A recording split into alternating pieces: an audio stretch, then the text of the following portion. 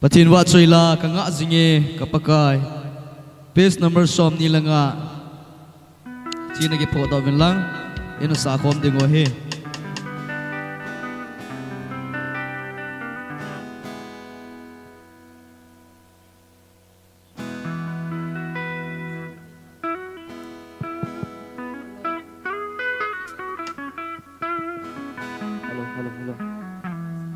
Hello. Chị hát hệ chín mà sẽ. Hello.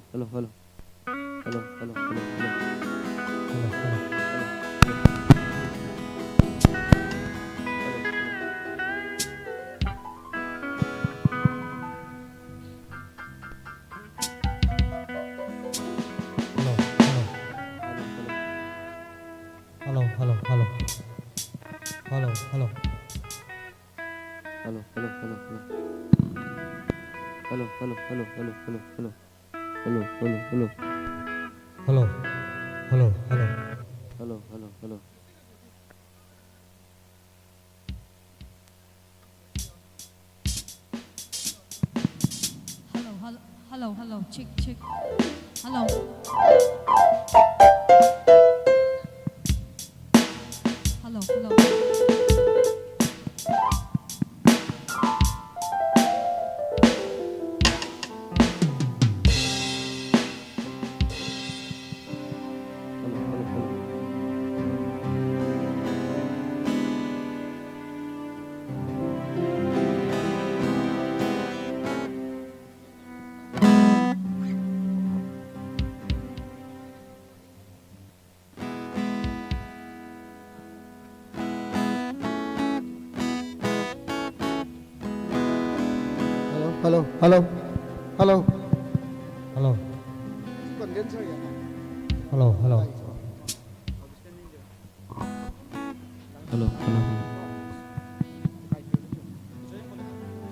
Hello. Hello. Chăm thớt hiện sáng tiện cái lần mixing rồi bỏ lại. Hello. Chăm khát tốt. keyboard zong aging he Hello. keyboard zong sa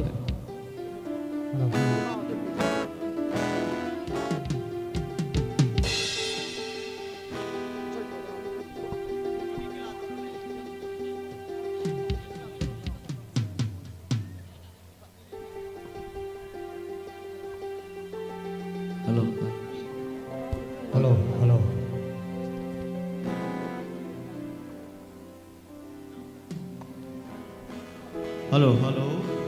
Tai worship team hon lead and all the hitan hichi masangin Sunday school primary ahin chukil intermediate ahin junior ahin to ahi langa moderator ho koma compare ho koma hungkila leo chun ki pa ominte azoting le ki boy sangovin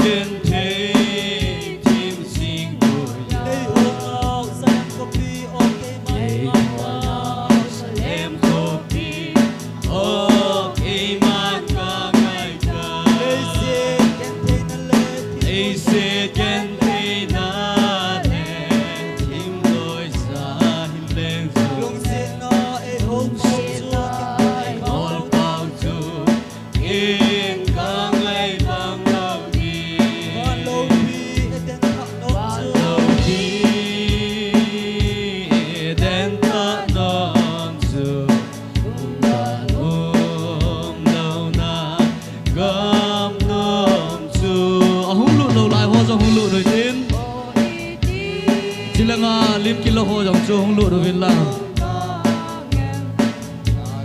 ông chang changin pathin wa choi la ana sa khu pati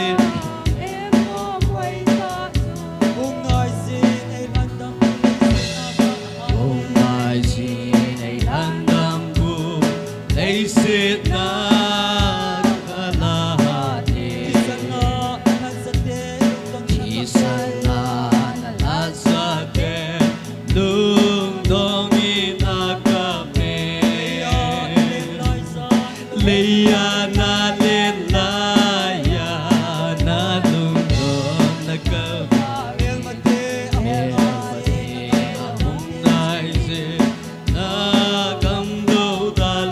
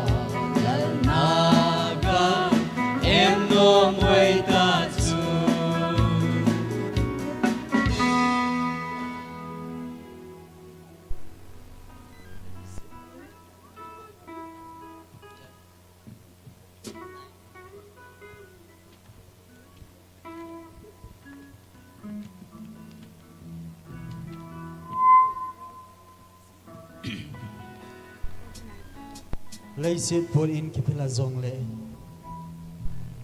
Song number page 49.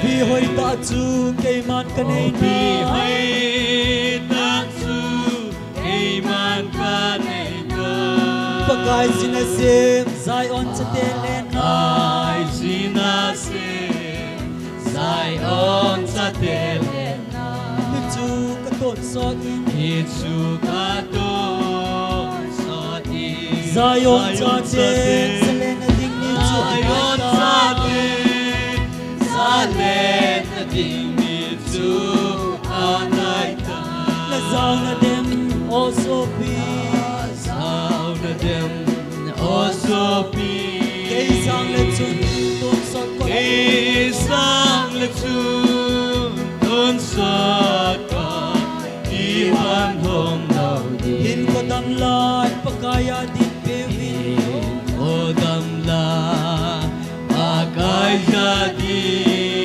Bibi Leilong ay nat puy mangkana de Lungay na Uy Mangka Na Te Dam lai ni ko ay jatil at Ay ame Ni Kung Ay Sa Tilatame Babang hin ko ngol at ikon chan Agihin ko Ulit ting konsay Pagkat na tong uti Akay na tanguti Zion Chate Selena ding Zion Sate Salen na ding Mitsu Anaita Na zao na dem also be Sao na dem Osopi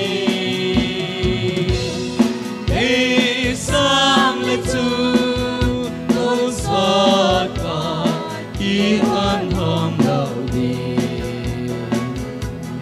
Hin Kodam La Bagay Zadin Bibi Nilhong kon vai che pad hitai Ilong Kon Vai Sipat Aita Until de let me think che sa Until ho then, let me think to myself.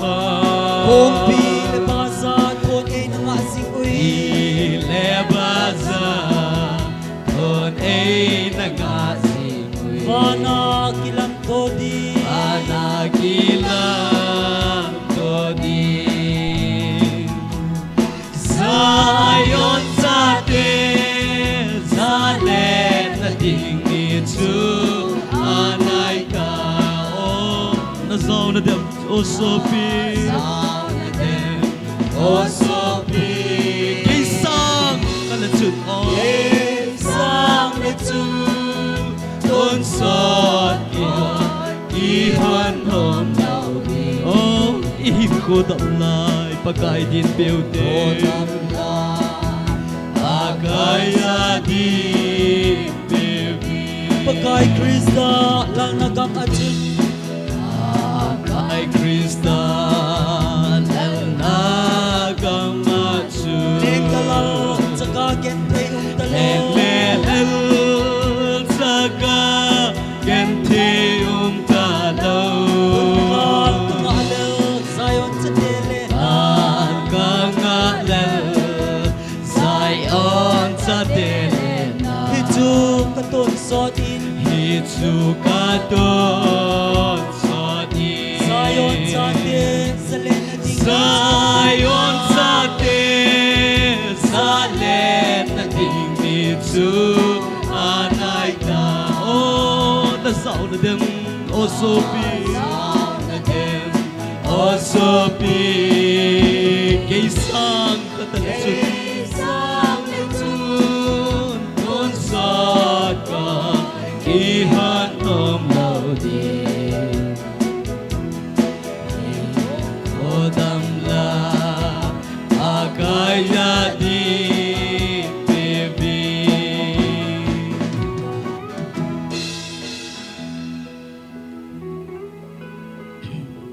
Pathin wa choi la in sa na lai ding o hin tunil ha azong pathin in dam na hin khu ai pi zalwa pathin thu khat ve anasim do khom kin hoitin mi pi te ho zo se in pakai zana en kanung hin zui ki digin pakai minin kitim vin he ama sa penta tunil ha isim diu chu he aile Ephesus bungli chang som thum de he in sim kom de Kay manin sa yung gating nó hoa in cả nông nó hình duy điều hi Ephesus bung li Ephesus bung li cái tu sẽ in sẽ u tiêu Ephesus bung li Ephesus bung li sáng xóm thum Sang som thum lạt độ ni khua Adoni ko a lạt độ ni khua tinga Adoni ko adinga mohor na kinam nao Mohor na kinamnaw pathian thagao thing chu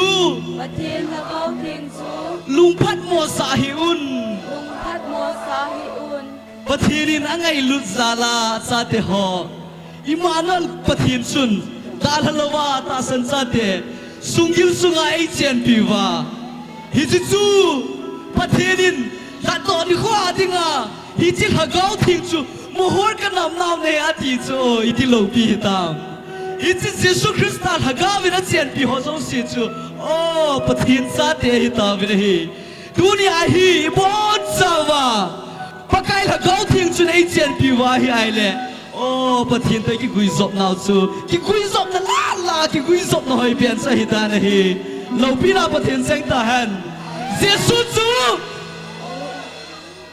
pathian so pa hai na ti dio hi a chu pakai jin Jesus chu pathian sa ai ti zo no ma sei do chan chu pathian ama sunga oma chong le ama sunga pathian uma pathian zo ama sunga ome de zon thot bung li cha som lang ana chu sei na ya chu Jesus chu ka ti le pathian sa pa hai ti long na sang se nai sak do wai le pathian chu ki pa de ge Jesus chu Jesus chu Jesus chu Patin sa pa ani pathianin ole le kam te ho ai pi u hi ama lo pi pon do na dinga ai pi dinga i diu ham na pa zo sia pa kai ki pa na hi isap do jing diu vin amel avelin pa kai minin ki tim ki no vin hi la number som li la nga hilai se gan the na ga hi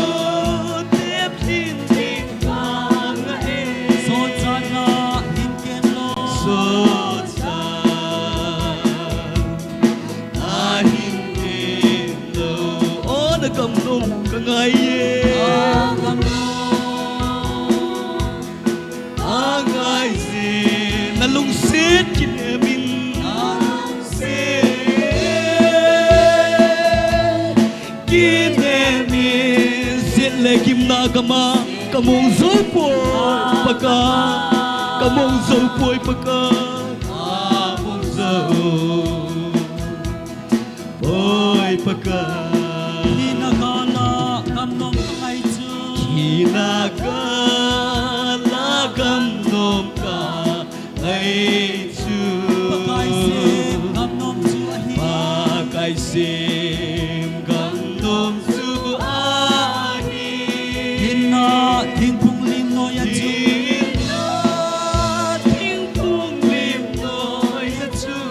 Nisa va zong ngai lo Nisa va zong ngai lo Nagam nom ngai se Nagam nom ngai gì ô cầm nôm suy ngày lâu hồng kim nè mi xiết lệ kim na kama kamu dâu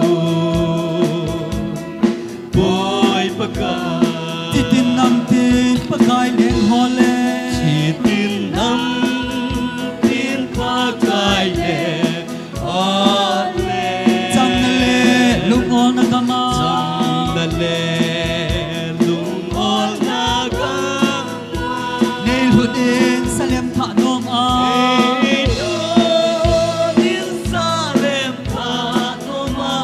Mi thing te len na a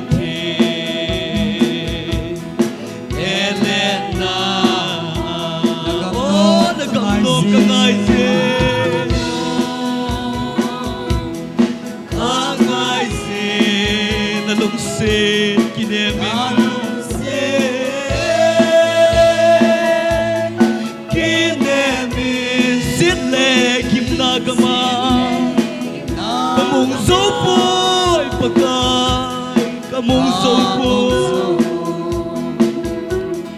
bôi pakai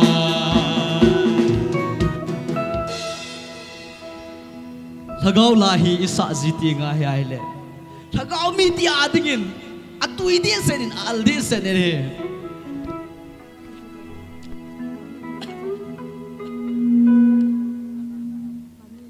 Dumisa na vam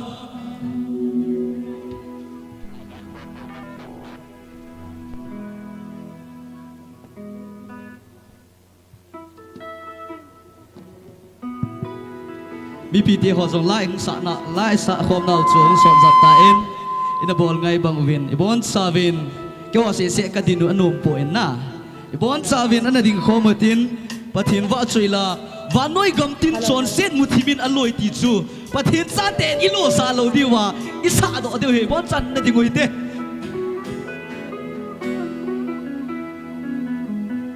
la number som la ko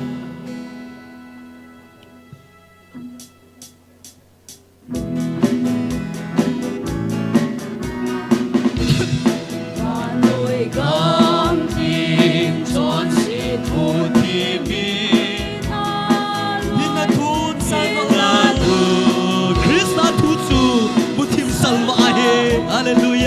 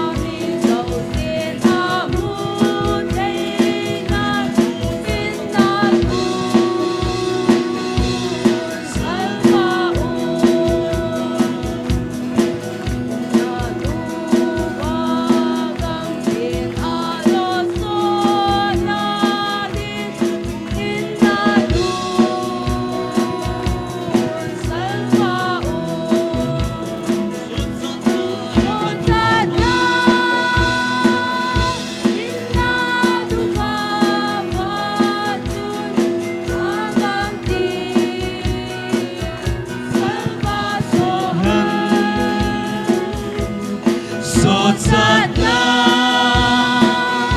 inna tu pavatun on sot ge zin salva Hina thul ha cha ipan hi chin pom te na tu na za ipan hi chi inna tu salva ana ivan diu tu pravani inna tu salva so sada inna tu pavatun agampi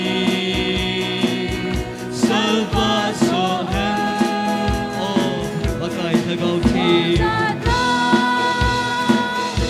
so sada thuchu alakwa muthim na to te ho so se bakai thagau bin salva hallelujah hallelujah achung nu pe pathe bakai hallelujah hallelujah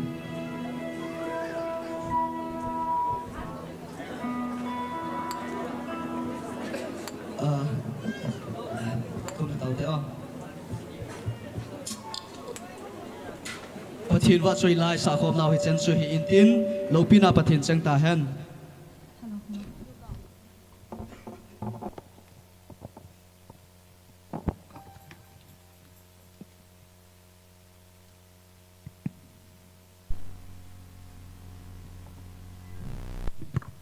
Bible khat in sim do enge John chapter 4 verse 23-24 hin sim nge ahi wangin pha chu ahong thonge tu hi ahi chutile chuting le ahau ten ta be ahau ta be hon pa chul hagaw le thuta ahau ding o hi izina mitile pa chu chutabong ho bau chu ahau dinga ahol ahi pathin chu haga o hin chule ahau ten hagaw le thuta ahau ding mo ahi 24 na to English in John Chahin Simge. God is spirit and those who worship him worship in the spirit and the truth. Hello, hello. Nithapha nabon sawin. Pakai apai. Pakai apai. Phat zo sin. Kipamin. Tujan phat asai na. San geya damna. Ei piwa ei puilungwa. Maspenin bapatin thangwan men lang tuzan hi IBMC mission conference tu chunga dinga asai ni final program hitan tu ni tha ahung kai supi ulanaw holeweng jet leveya hen lang chule delegate so zo se amasapenin pakai su kristamin na bon zawin salam kan bor ki hi Tuni ikimancha na diu ke man chomlam ta in hin sim thana nengi opening prayer he Reverend Haupu Singson Pastor Tingpi Buyen e hin nei pi diu and today the word of God will be brought to us by Reverend Shane Farmer chukiting le solo lungpho veteran male voice on e hin nei pi diu jizo phale Lord Supper in a diu chi Reverend Dr. TL Angam in e hin nei pi diu hintin jizo phale vote of thanks and presentation he pa Sailin State Coordinator aman ehin nei pi diu chule closing prayer hi mass hi diu benediction hi Pastor Lun ko hawin ehin nei pi diu hi chizo phat chule pulanga hi closing program jong inei ki diu he ti chu ka hin he sa he Hello. Tun opening prayer atingin Ren Haupu Singson Pastor Tingpi Bu aman opening prayer inei pi diu yan kan ko we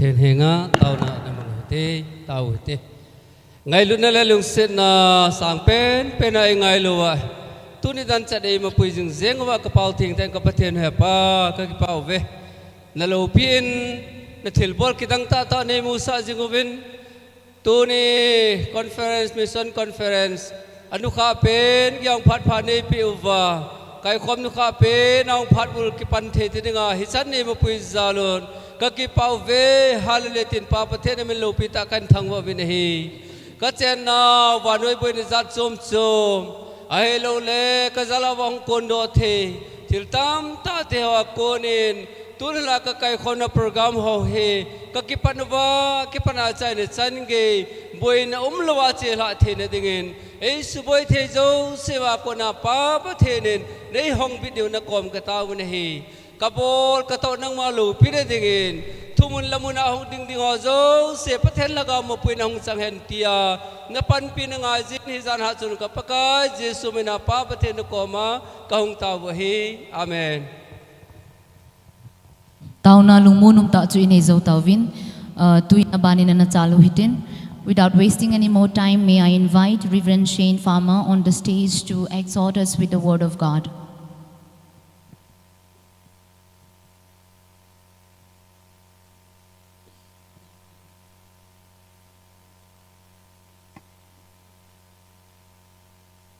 Chule pau e hin le pi diu hi a le pastor Rochung amanzong phat a hin kilo ding ka timi.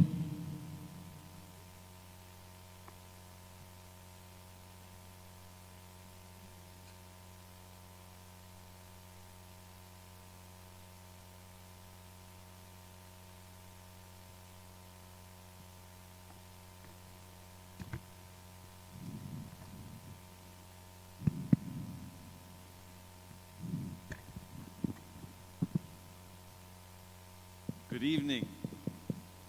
Hello. Nilhapa. I'm so grateful to God that He's enabled me to be able to be here today. Pathin kathang va e aji chu tuni nilha azong hilai muna ding thaya ka zalin. And thank you again for your prayers last night. Zania nei tau pi zalevin na chung chewa ki patu ka hin saizin he.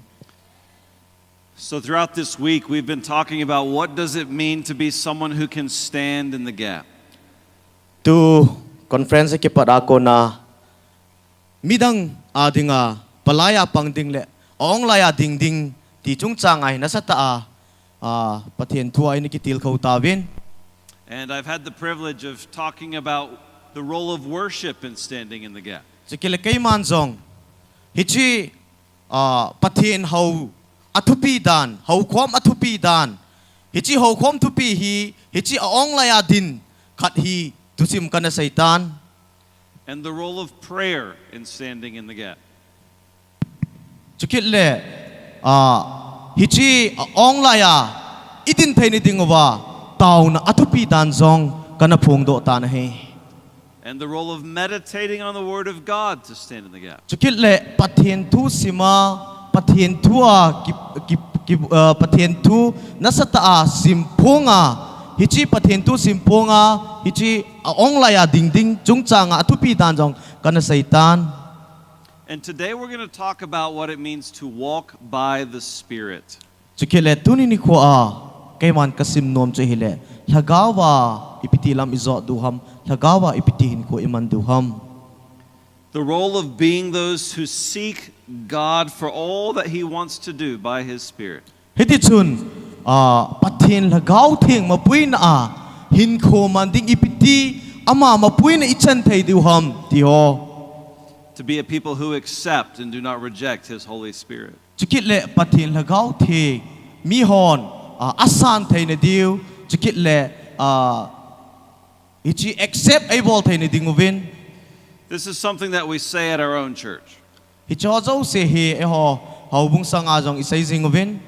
when someone comes to visit and when they leave, there's one thing we want them to be talking about. And it's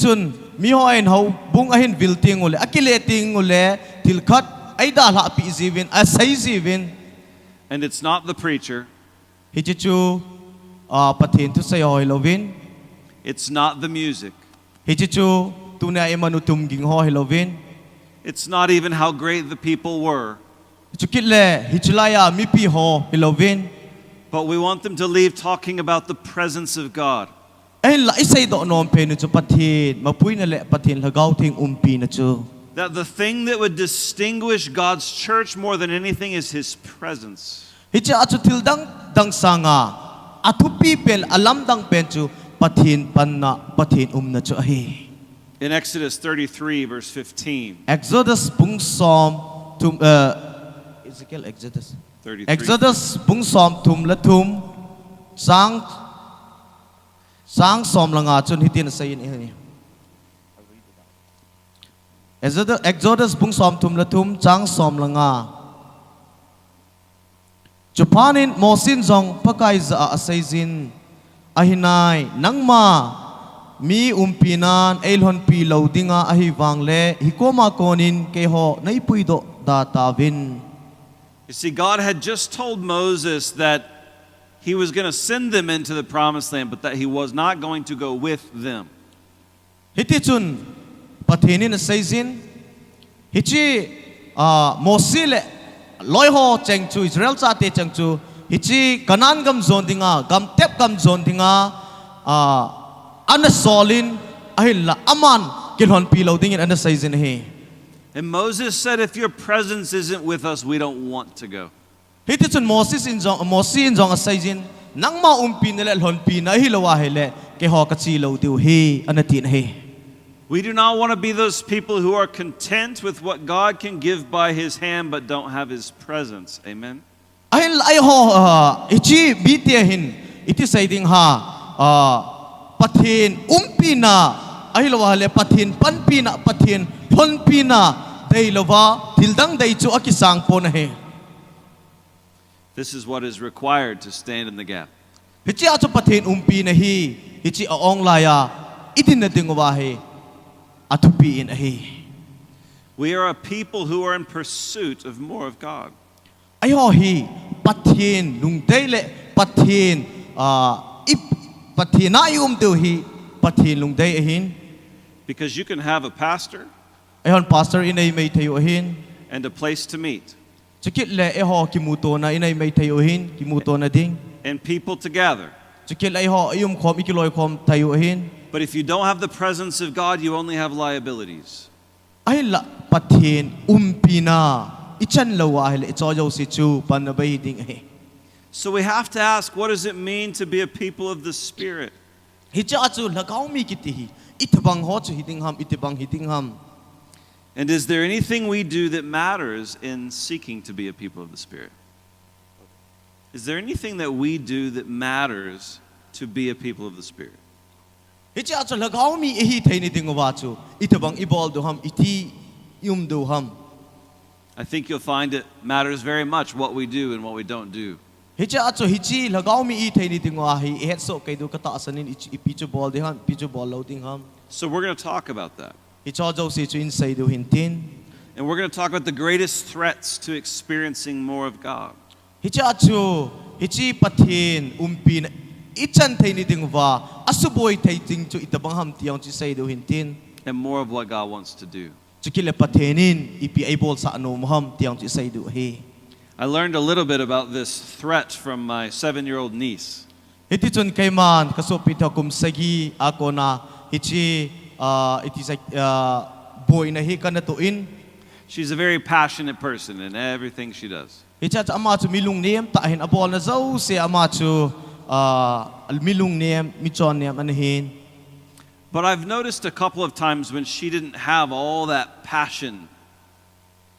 Chikit le kaiman zong ni veisen hi hichi til abol na ho alung nelo na yong chu kamudoin. One of those was on her second Christmas. Hichu akat chan achu hile aman Christmas anyway chan na aman na achun. It was her first year to understand the concept of being able to open up gifts.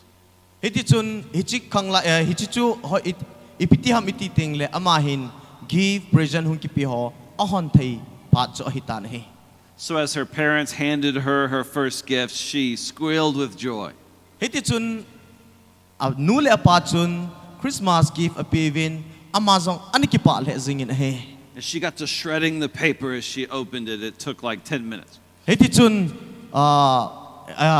gift kichun na tilpi kichun ho jaw se kin no no in nasatain hondo din ana ngaiton minute som lang analan he. And when she was finished ripping all the paper off, she just stopped and said, "Thank you, Mama. Thank you, Dada." hiti chun aman jong hichi give ki chun ho chong sis an do pa chun aman ading do in anule apa ko ma ki patu an saizin he. And she moved on looking for a different gift. Hiti chun ama chun tilpi dang chu aman anaveki din he. But she actually never opened the gift. Ahin la ama chun hichi atilpi anule pa ko na tilpi chu anahong do opo na he. So why did she pass over the more that was available to her? Ipisi aham anule apan tilpi apiu chu aman hong do lova hichi tilpi chu don lova akwai dem. It's because she thought there wasn't anymore. Aman agial chu asungat I macha ampontin I macha ni pontin ti chu agial he. She thought the wrapping paper was the whole gift. Iti chun aman agial chu hichi akawar pumaki chun chu agifa agiala ahon do chu hichi tilpi dana anagial he. How many Christians are like that? They've torn off the wrapping paper and then they've just moved on. Hiti chun ayong Christian tel ayong Christian mi izat bangham hiti chun hichi chabang nu banga he pathin tilpi ho he e ho in ihon do ova ahil atilpi don lova ida dal hazi Christian izat I umuvam. And they're not opening more of the gift because they don't know there is more to the gift. Hiti chun amo in hichi tilpi chu adonji po win sungai pi omam itabang tilpi ham ti chu anadonji po win he. After all, God says, if you seek me, you will find me. Hiti chun pathinin asaizin kaima nay holwa nay mudu he atin he. But if you believe that you have already found all there is to be found, are you going to still seek God? Hiti chun nanghon hichi pathin ihol pawi imuva ay lawa haile una dinga he ihol ting chule. If you believe you've already found everything, why would you go after more? Hiti chun ihon pathin chu imuva ikisan ting chule amma khalama thildang ibola ihol jina alayuham. Believer, you need to know there is more. Ahin la ta san miti ho ko makasay do onom chu hichi sanga tam zo om na lies. And when I think about this and the things of God, I wonder how many people are made to be in a passionate pursuit of God. Hichi achu hichi pathin umpi nala pathin tilpi ho ka gel do ting chele hichi pathin tilpi na hi yo Christian mi izat hi lungne chone pikanu hinam. But they're not seeking after God because they believe they already have everything there is to be had. Ay la mi tam ta hin pathin lungdei che ihol povin ipi ichan thai duham ipi mu thai duho bauti chu igelovin eh. The greatest threat to more of God is believing we already have everything there is. Heti chun pathin lungdei lam hol na dinga kichat pen chu ipyam titele keman thil zo si kanaitan tilpi zo si kachang tai ti pa hi ahi. The good news about God is that no matter how far you've gone, there's infinitely more of Him. Ay la ay ho pathin ta san ho dinga kinep na kipa ta che hile hoi lai mu na pathin ala chi jong le chun pathinin ay ngai lu zingawin pathin chu mun zo se ome ti hi ai. But what do the scriptures say? Is there actually more? Hichi pathin thua ko nai mu du che hile. When we compare our experience to the standard of the scriptures, is there reason to suggest that there's more of God? Hichi ehon pathin Bible isimo va pathin thui simo ayong experience iho bol thai na igel titing le hichi pathin thui to ate pi thai ding pium dem.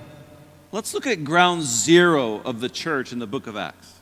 Hichi chun book hichi Acts sol cha ho lekha bua kon chun Acts chapter 2 verse 1 to 4.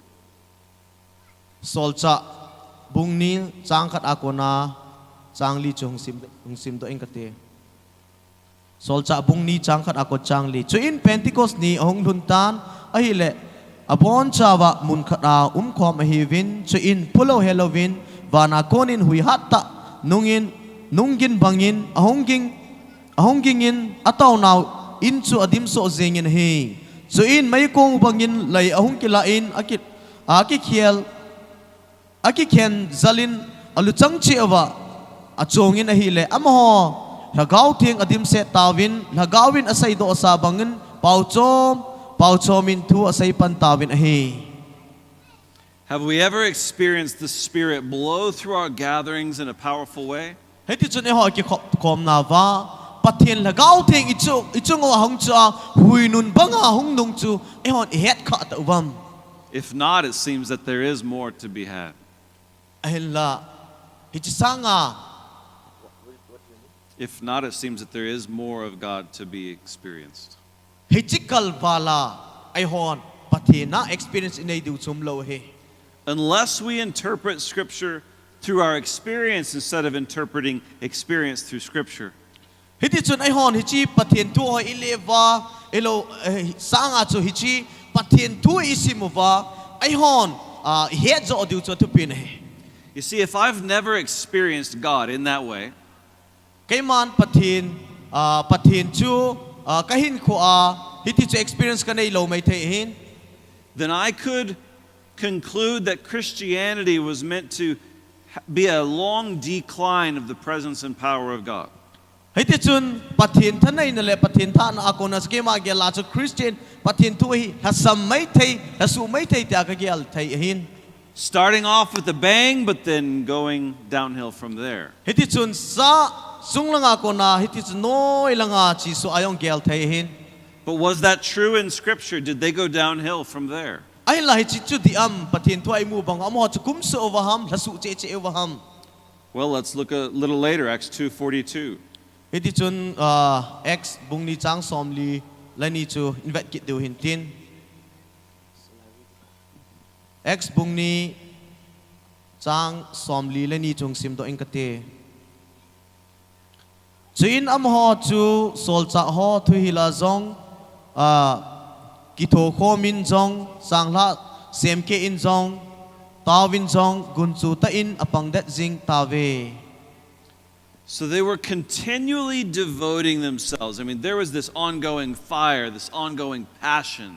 Hiti chun hichi pathin lagao thing experience achunga hong chu pachun amola ki ngai lut na hiti chun ne khom na hiti chun kilung kan na hi nasata pungin na hi. Have we seen this kind of renewal in the people of God? Hiti chun hitabang ai hol hiti pathin thu akona pathin lagao thing akona hi kisu tha zing na hi inai zing hinam. If not, it seems that there is more of God to be had. Hichi chu lawa hile pathini iha hol chi o ngai sin he. Have we seen masses swept in salvation like they did? Hiti chun hita hi pathina so cha na ho inai zing hinam. Acts 2 verse 42. X bungni chang som li la ni hin.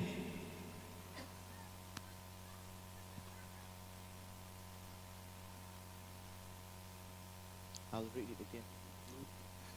242. 242 azo akasi mama chu hintin chuinam ho chu sol cha ho thui la zong ki tho ko min zong chang la sem ke in zong tawin zong kun chu ta in apang dat jing tawe.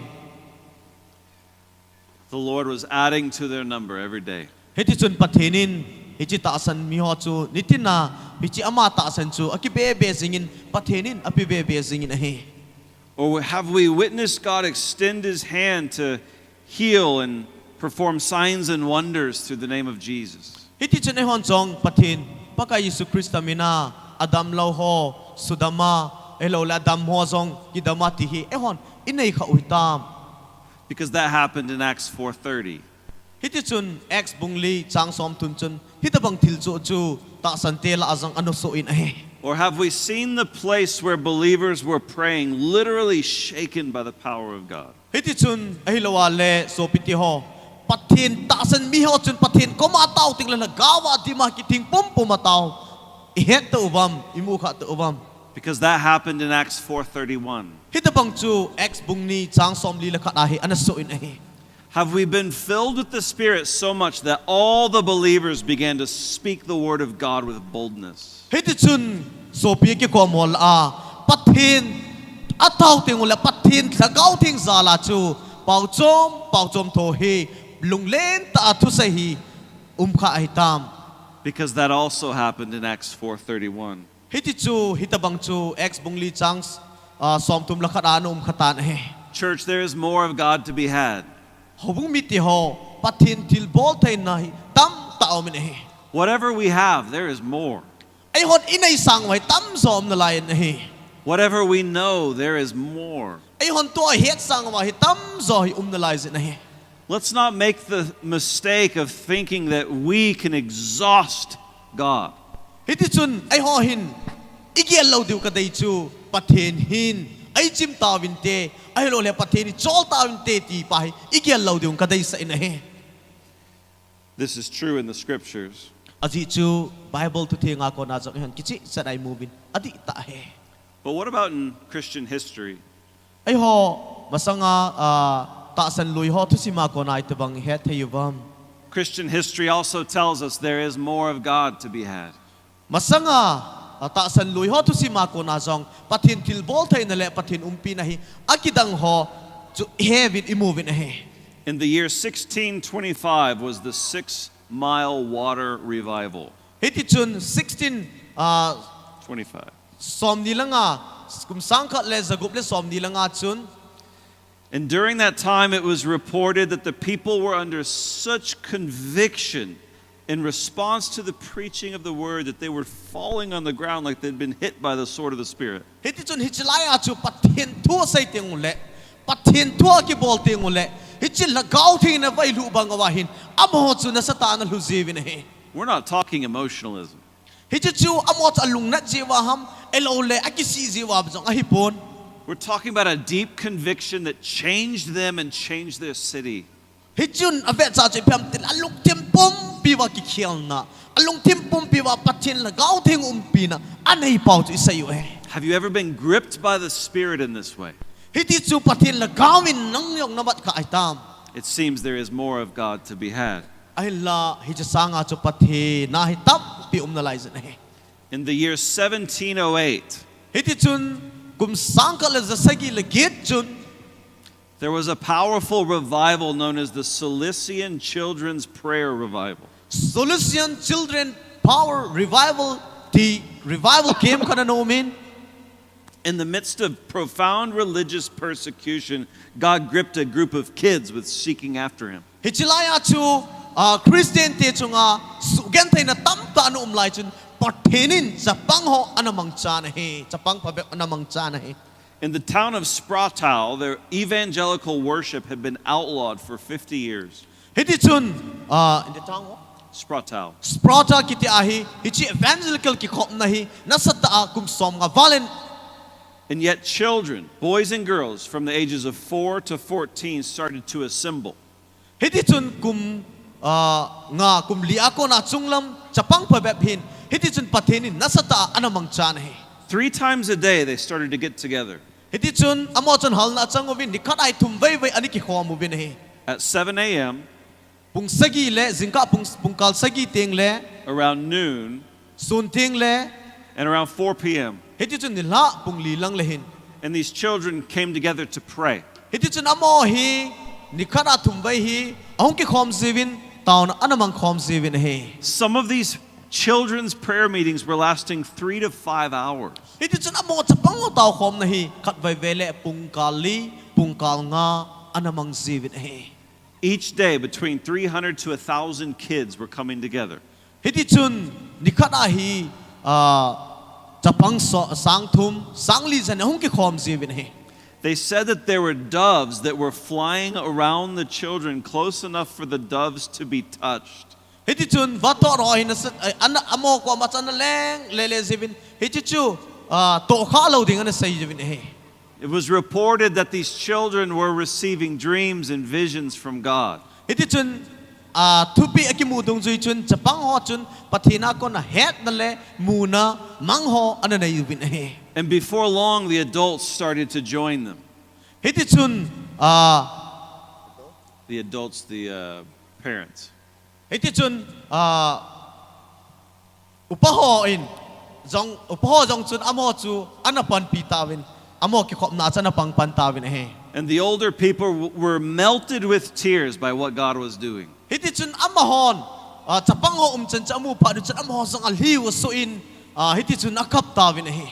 Some of these groups in various towns grew to 3,000 to 4,000 people.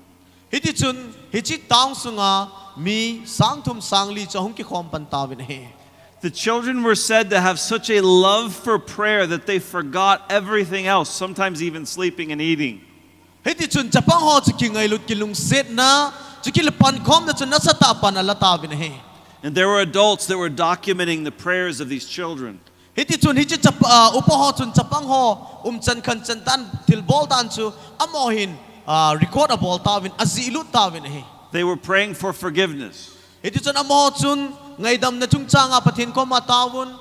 and for better understanding of the Word of God. Hiti chun pathin tu het gil chen anai thani dinguvin. They were praying that God would send His Spirit on His people. Hiti chun hichi mi te la chu pathin la gaw thing ahin sol thani dinguvin atawun a he. They were praying that God would send revival. Hiti chun pathina ko na pathinin hal na an sol thani dingin taw na manguvin he. They were praying that God would favor them. Hiti chun pathinin amo apan pi na dinguvin. And they were praying that they might become messengers of God. Hiti chun pathin sol sa ahin na dinguvin anatawun a he. This reminds me of the Brownsville revival that happened in the 1990s. 1990 pathina ko na hal na nasata ahong luncho ka gyal to in he. In that revival, God granted this intercessory burden to the children. Hiti chun hichi revival la chu pathinin cha te chpang te chunga chu hal na nasata anachu usa in he.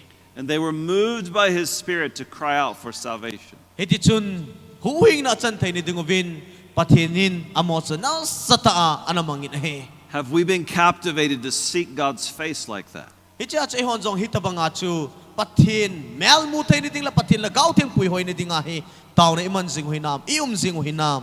Have we seen our children be captivated to seek God in that way? Hiti chun isate ho pathin na ko na hal na chan thai ni ding huing na chan thai ni ding wa he hiti chu khaw hinam. It seems there is more of God to be had.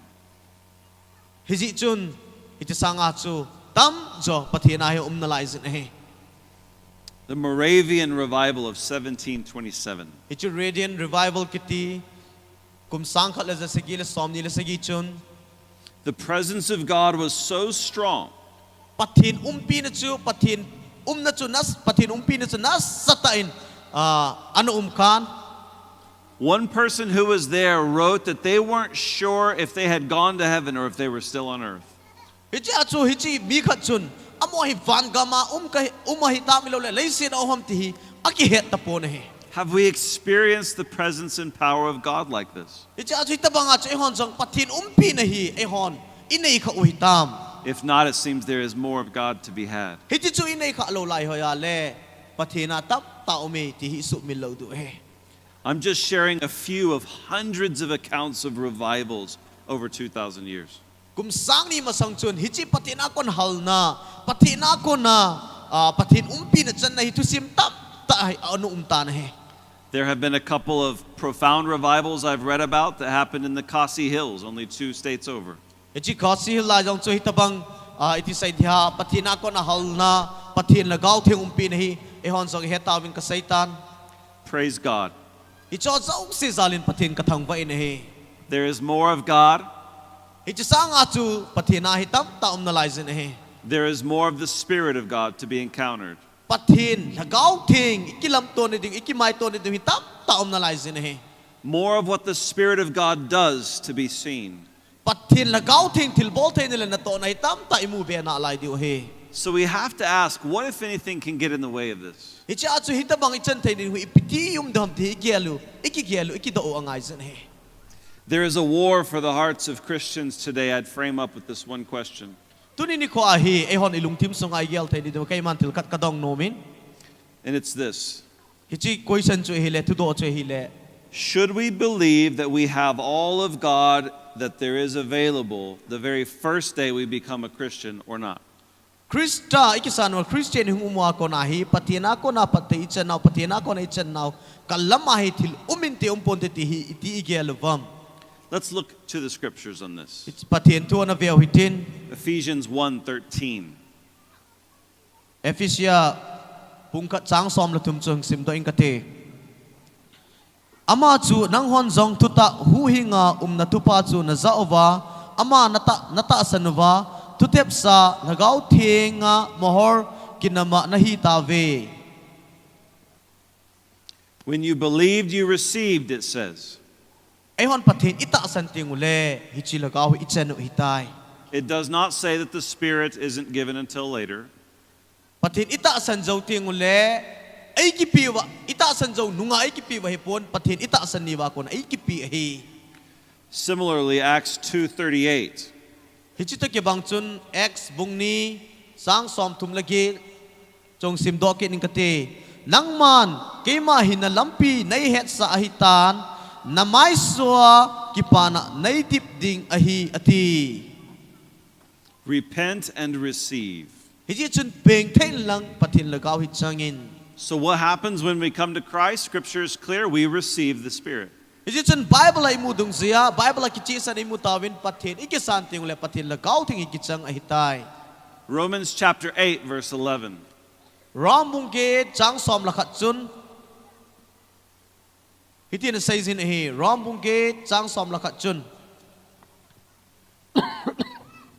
chule atila akona jisu kai thopa lagaw chun nang ho sunga achen le Krista jisu mithila akona kai thopa ta chu nang ho sunga cheng ama lagaw wanga chu nata saw thi thei zong chu ahin sa ding ahi.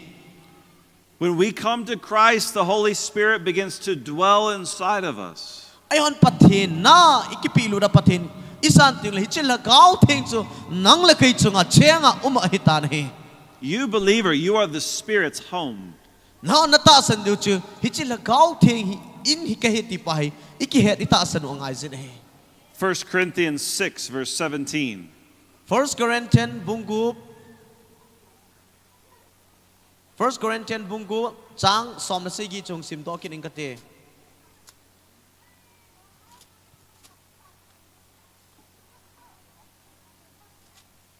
First Corinthians bungu chang som na sigi.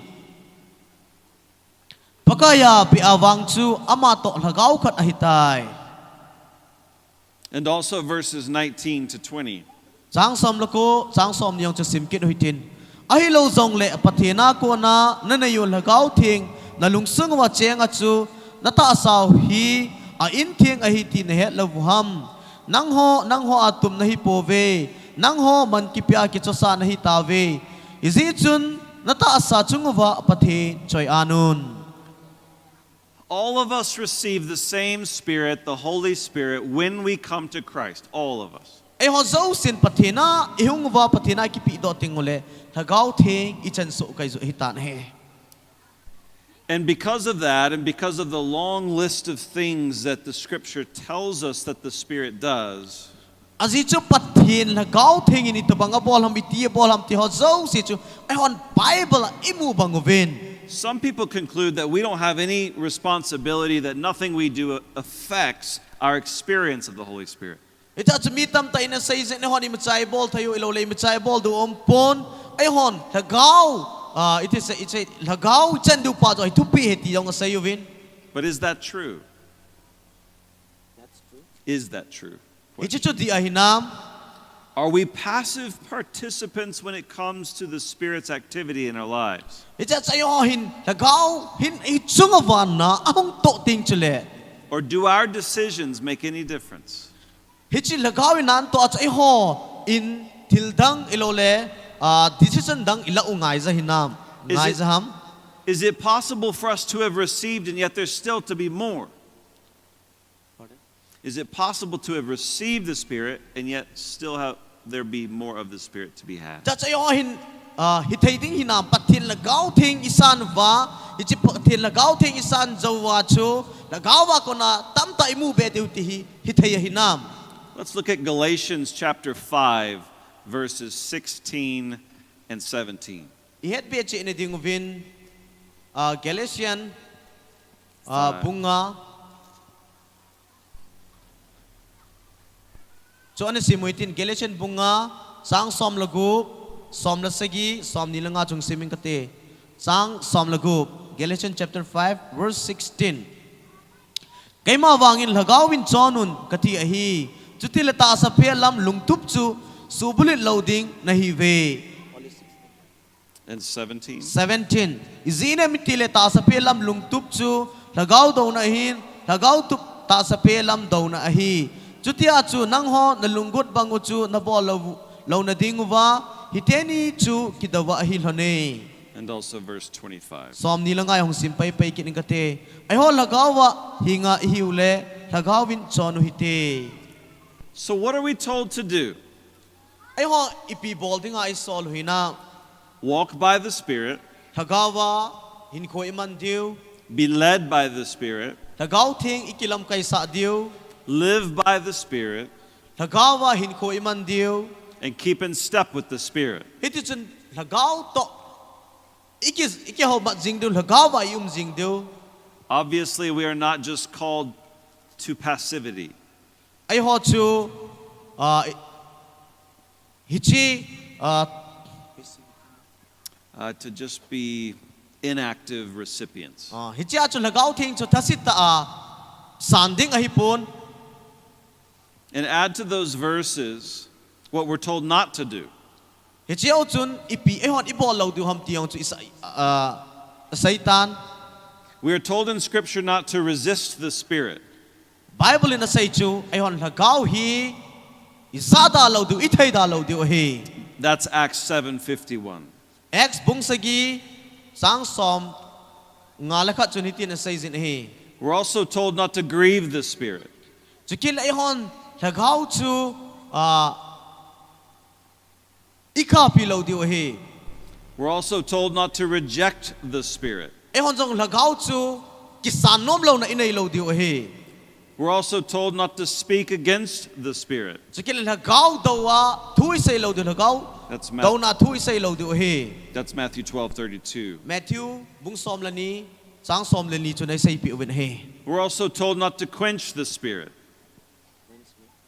Like pour water on the Spirit's fire. Chukil hi chu lagawa tu isum kon long di chu ta say zin. That's 1 Thessalonians 5:19. First Thessalonica bunga sang som lako chu nai say pi wen he. So clearly there are things that we can do Chukil ehon I bol du jong kichi sa nai say pi wen. that can fan into flame the Spirit's work Iti chun hi chi mai panga gong tai hin pathin lagaw na to na hi. or snuff out the Spirit's work. Ay lawale hichi lagaw thing til bol thing ni jat cho ma yung tai hin.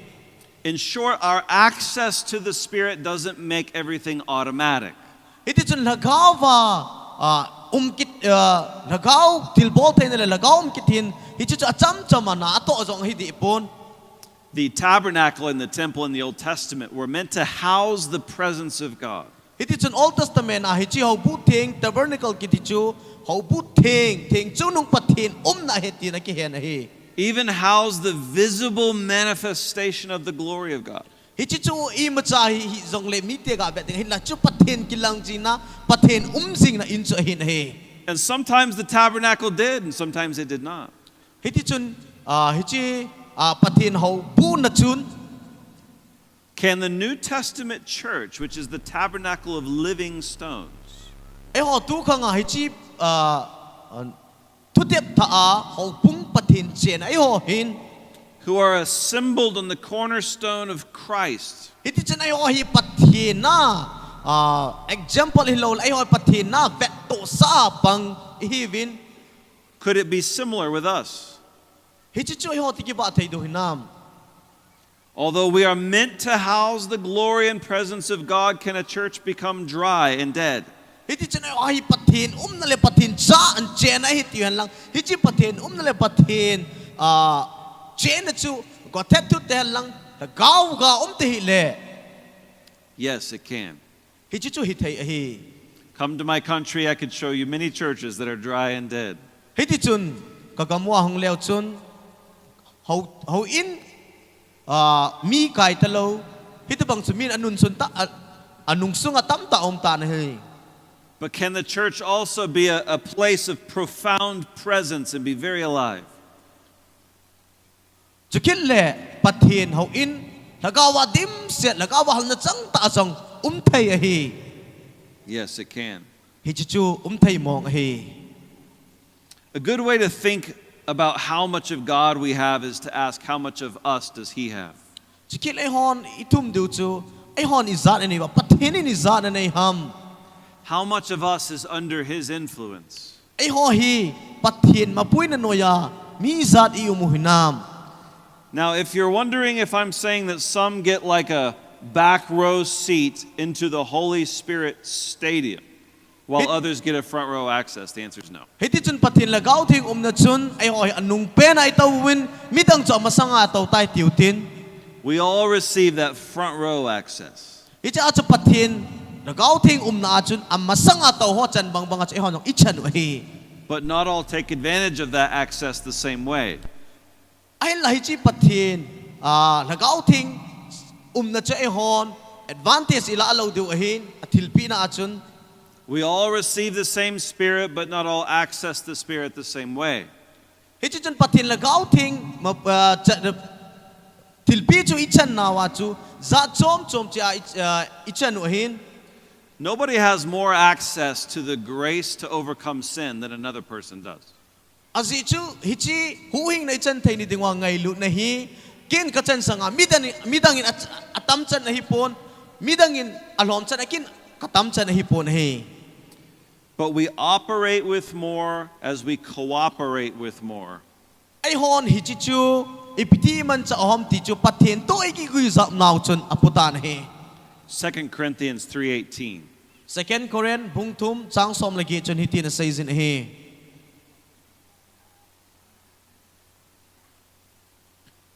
Sang som lagi tun pakai chu lagaw ahin pakai lagaw na chan chu samlat na ahi.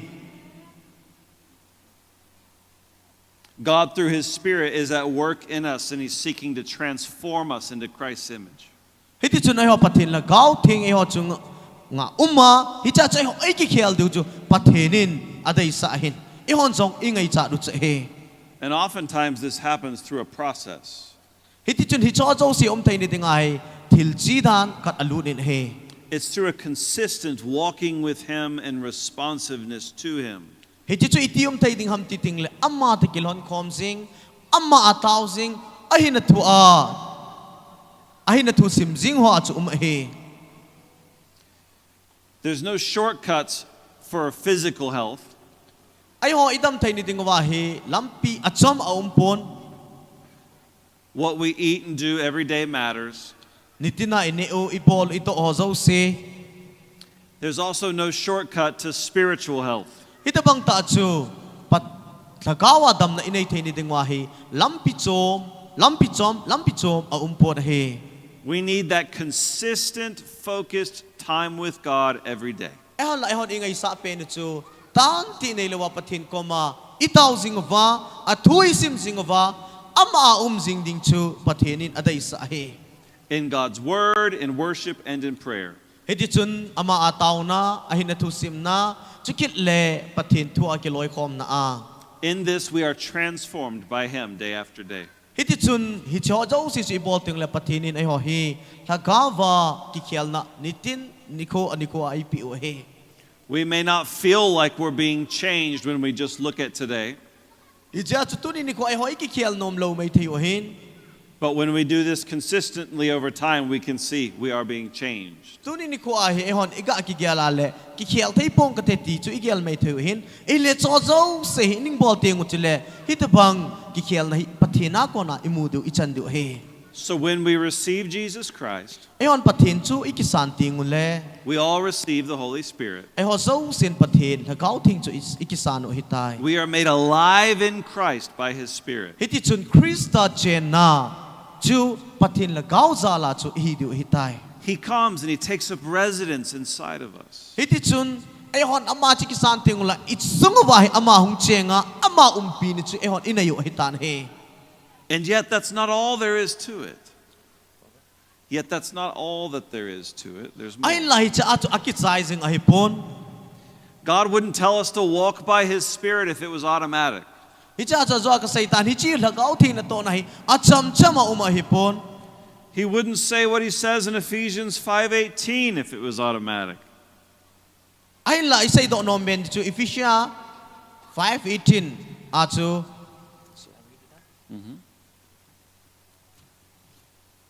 Ephesians bunga chang som legi chung sim do ingkate. Chule leng 5:18 na. Chule leng pi tuin kam hi un. Hicha chun sin a ome ahin lagawin dim set zovin. Be filled there, it's a present command. Hichi a Bible tu tinga imu chu hile lagawa dim zingun ti hi tupi a umin he. It's not the past tense. Hichi hi achi sa akichai sa tu hi pon. It doesn't say because you've already been filled. Hichi chu nang chu lagawa dim sa na hi tai ti na sei pon. It says to be filled. Hichi na sei chu hile lagawa dim se jingun lagawa dim zingun atin he. In other words, access doesn't make it automatic. Achi achu hichi ni sei nom tu chom khara lo le til dang khara ka sei le lagaw thing til umpi na le na to na chu acham chama a hi pon. And so there is this process over time that produces transformation in us. Hichi achu hichi ki khel na thei ni ding a thil chi dan ding dan he jing an he. As we walk by the Spirit and stay in step with the Spirit. Pathina I uma lagawa hinku iman ding chule. But in addition to process, there are also moments. Chukil la hichi achi jing la ya hichi lagaw til bol thena achi jing la ya chung til dang khat jang omin. Moments that mark us. Hichi til chun itabang ham ti chu avet sa in. And these moments can accelerate our sanctification. Hiti chun klagaw ichan thei ni ding wa hi su thing na zong om zin he. Never underestimate encounters with God. Hichi asa pathin to kilam to ding pathin tom kom ding ti hi till now cha noisy ta la thei hi pon he. Jacob wrestled with God and his identity was changed from that encounter. Jacobin pathin lagaw thing pathin chana bonin hichi ko na chamma zong ahina aki khelin he. There were years of process that prepared him for that encounter. Hichi hichi pathin lagaw thing aki mai to pin na ki put pin ding achu patam ta kum tam ta hung lurin he. But the encounter counts as well. Ahin la patam ta kum tam ta lu zong le hichi pathin lagaw thing to aki put to na chu allo ling le zingin he. It is both. It's process and it's also moment. Hichi hi pathin na lagawa ki khel anai thini ding achu alam pi le ama ding ki khel na pha ta cha hin he. Some people neglect the process and they only want the moments. Hicha chu mi tam ta hin hichi lagaw thing mu thini ding a alam pi chi dan chu is adai pon ain la ki khel ding se se hen malawa ki khel ding se chu adai zong zin he. They just want to have an experience with God. That's all they're after. Amon adai pen chu pathin pi na hi amon a head du pa chu a head du pa se chu atu pi sa win he. When it's only process, when people only want process, Hichi chun hichi ichan thei ni ding a chi pe chun mi pi ho chun mi pa web ka chun hichi achi na lak bo se chu angai cha zong adai cha zong omin. but neglecting the moments. Ahin la abang khat chun hichi achi se chu ako sa wa hichi ki khel na phat khat chu amhon angai sakit povin he. Then these people aren't seeking God for an acceleration. Hitabang mi chun pathin pi na chun amo in pondo ding la heading bo se a angai cha do agelo he. The moments people neglect personal responsibility too much. Mihem hin hichi chan thei ni ding wa chu ibol ding alomo tam ta hon ibol ta ting ule. And the process people care about being in control too much. Chikela hichi at lagaw thing mu thei ni ding a thil chi dan ho kho sa se zia. But let's talk about moments some more. Hichi achu het be che thei ni ding wa hichi ki khel na ai lawa hile aphat se chu ga sai khom ki huitin. Moses encountered God at the burning bush. Hichi chun Moses chun hichi mai kong chu akimai topi lai chun. And God said in Exodus chapter 3 verse 5.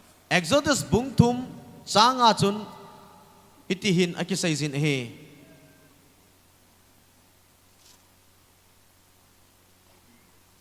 Exodus bung thum changa chuta chun pathenin hin nailut hi be in na keng phang te ni akonin na keng chut te ni kisu la in lang izi ina mitile hichi nadin na lai ta munjeng jong chu munthing a hi je ati.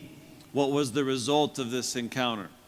Hichi mosi in hichi pathian ki mai tu pilai chun a result to ipiham. Moses' whole life was transformed. Hiti chun mosi hin ko pumpi chu ani ki kheltan hi. Let's talk about another moment. Hiti chun tildang kha jong ga ve beu hitin Gideon was visited by the angel of the Lord. Gideon chu pathin la gau thing in ana vilin. The angel found him full of fear. The angel found Gideon to be very afraid, and yet he called him by what he was going to become. Hiti chun Gideon in pathin la gau ki aki mai to pichana ni kichal he in hinla pathin la gau thing chun Gideon chu ana kau vin he. The Lord is with you, mighty warrior, the angel said. Galhang sipai galhang pathin chu pathinin na umpi zinge anatin he. And Gideon was transformed from being afraid to being a warrior. Hiti chun ki chataan jing lai chun hichi Gideon hin ko chu ani ki khelin galhang san ta hong hido tan he. Isaiah was so moved by the vision that God gave him. Hiti chun Isaiah chu pathinin mu theina til het theina ani chu amana sata adamang chan anamang chazingin he. He was changed by the revelation of God's holiness. Pathin pinale pathin pan pinale pathin til po theina chun amma a ki khel na ta na nei sa in he. Let's read his response in Isaiah chapter 6, verse Isaiah 5. bungup changa chu ani sim ko mu te.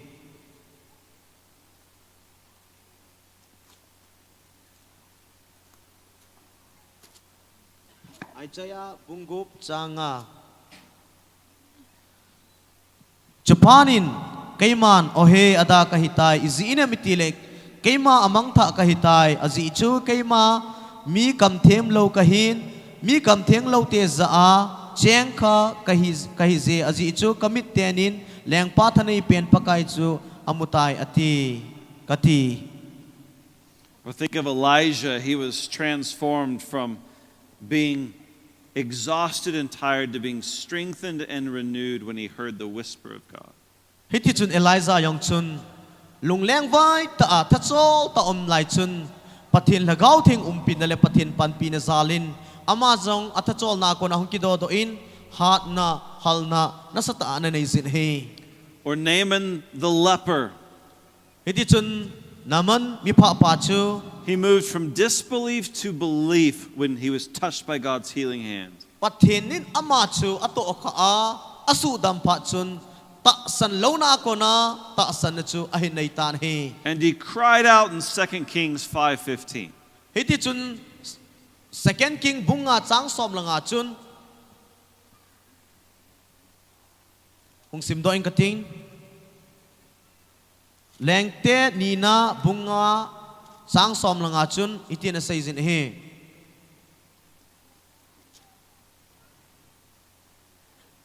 Naman jong pathin mi pa he nga chun ahung kinung lekin in ama ahin aloy agolte zo se jong ahung kilonu win hi hiti ahungun Elisa ang sunga adingin asaitai vetan laisi chung pum piahin pathin mundanga umpon Israel te la abo pathin ume ti kaiman kahedo tai zi chun tun na sopa kaiman tilpi ding temkat kahin po hi naisan pi tay tezin atin ahi. The point is that there's often a mistake that gets made. Tunini ko kasay do onom pencho hile. For some people, it's only about process and they don't have any desire or openness to moments with God.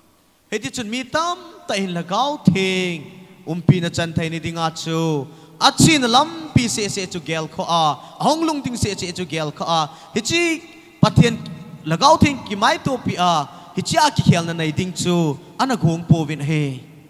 While for others, they only want moments, but they neglect the process day in and day out. Abangkat chun hichi lagaw thing ako na hal na changa ki khel na chang ding se chon na gelvin ipiti chan ding ham ti alam pi chu anakho sa ji po vin he. It's not either or, it's both and. Hichi chu khat zo chu lena khat zo chu neo zo he pon ani na chu athupi chi he ti ka sei do no min he Both process and moment. hichi lagau thing chan thei ni dinga lampi ki wat le hichi ki khel na lagau thing chana ki khel na chu ani tola thupi chi hin he. There's often a hidden resistance to process for moments, people. Hiti chun bangkhat dinga wang hichi lagau thing lampi chan thei ni dinga lampi chu abangkhat dinga wang iti sei di ha chan thei lo ni dinga lampi zong a sin he. And a resistance to moments for the process people. Chukit le hichi hichi lagau thing chan thei ni dinga hichi lam nga sing ho dinga chu hichi ikha aphat lagau thing to ke mai to a ki khel na chan ding chu amho dinga amon ananung sun ji ta win he. Process people can interpret moments happening as a negative statement about themselves, like I must not be as loved as that person who's having a moment with God. Hichi acho hichi nga sing ho chun lagau thing ke mai to pi ding nga sing ho chun ke man lagau thing a ko na ka chen pa hi hichi lagau thing chang lagau thing ke mai to pi a ki khel na chang pa zo hi len zo hin pa zo hin hoi zo hin tin a khel jivin he. That's not true, but that's often what process people will interpret moments. Hichi chu di lo hi til di lo ta he. One of the most amazing ministry services I've ever been a part of. People were being touched by the Holy Spirit in powerful ways. Kaiman kana to na ho a chukile kaiman ka gel sang pen la ka gel kho pen chile hichi na to na pathen lagau thengin hal nei pi wa ato ka mi te. The power of God was ripping through the room, so much so the demons began to shriek out. Hiti chun pathen lagau thengin na ato a ta san cha te ke khop na pathen lagau thengin na ato a pathen lagau theng na to na chu tupi be seji chun til sele til palo ho chau lova ki thing pum puma chu kangai sang in he. Many people experienced the power of God like electricity flowing through them in that service. Pathen mi te tam ta in hitabang lagau theng chu chan ting le khop na a chun Baya karanchi a lai nei kai banga nasata a pathin thagau thing chu ting chingle zin hi mi tam pila a. But the amount of people who didn't experience anything for themselves and were upset about it, it kind of took the joy out of the service. Chikile bangkat ding a hitabang a chulo ting chule hasit na lung neon na nei zivin akipa thai zi povin kipan amuzau zi povin he. They interpreted God touching someone as somehow a negative statement about themselves. Hiti chan amaho chun til di lo ta alo le lung tim neo na nevin pathenin amaho atong kan kay mo ay tong kapoitin lung neo na zong anay zivin he. On the other hand, you'll have moments people and they will look at process and say that's just too much work. Abang kat chun oh hicawang hi aval be si zingin elo le chawang hi agim nei be si zingi ti zong da pon he. They'll say, I'm not disciplined like that. I'm not disciplined. I'm not consistent to do the same thing every day like that.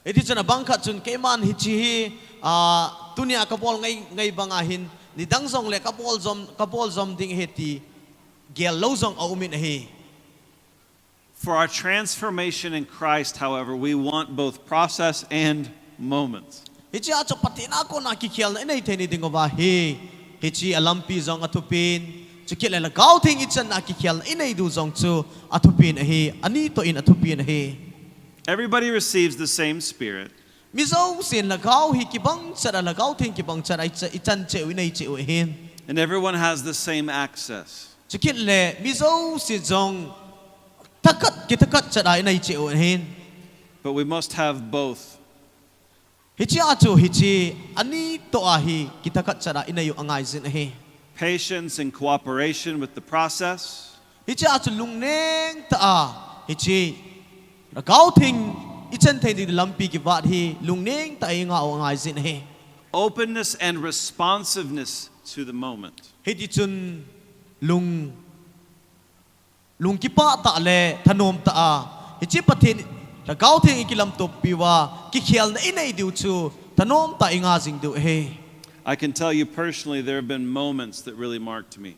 Hiti chun keima ta asachunga ilo le keima ako na hichi pathina ako na kikial na hi kanaizin kasay nomin. They're not more important than the daily time with God. Ay la patientu patientu kasima ilo le patiena ko sanga wangchun atupi chompon. But these moments have accelerated my relationship with God. Ay la patiena kakalson pe thay ni ding le patiena kahatsi thay ni dingin hichi ni khochu kay dingin atupi in hi. One of those moments is when I was called into ministry. Hichi pacho ehile keman patiena tong dinga ay ki ko lai chun. It was February 14th, 1999. 1999 February tarik li ni ahin. I was driving home. Keman ilam zonin gari katol pet chun. Shortly into this drive, the presence of God descended into my vehicle. Hiti chun gari katol pet chun kagari sungchu patien lagaw ting dim se chu keman kaheta na hi. So much so that the hair began to stand on end. Hiti chun kat du changa kasam ho zo si jong katimul jong athawin kasam ho zo si ang athaw do asing tan hi.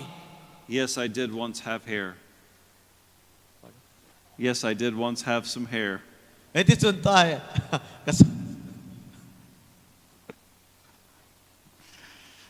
Shortly into this drive, rain began to fall like I've never seen before and I've never seen it after. Hiti chun patien lagaw ting umpi na kachan zo chun pachom kachawin go hi nasa tahong zon ha tain go ahong zutan hi.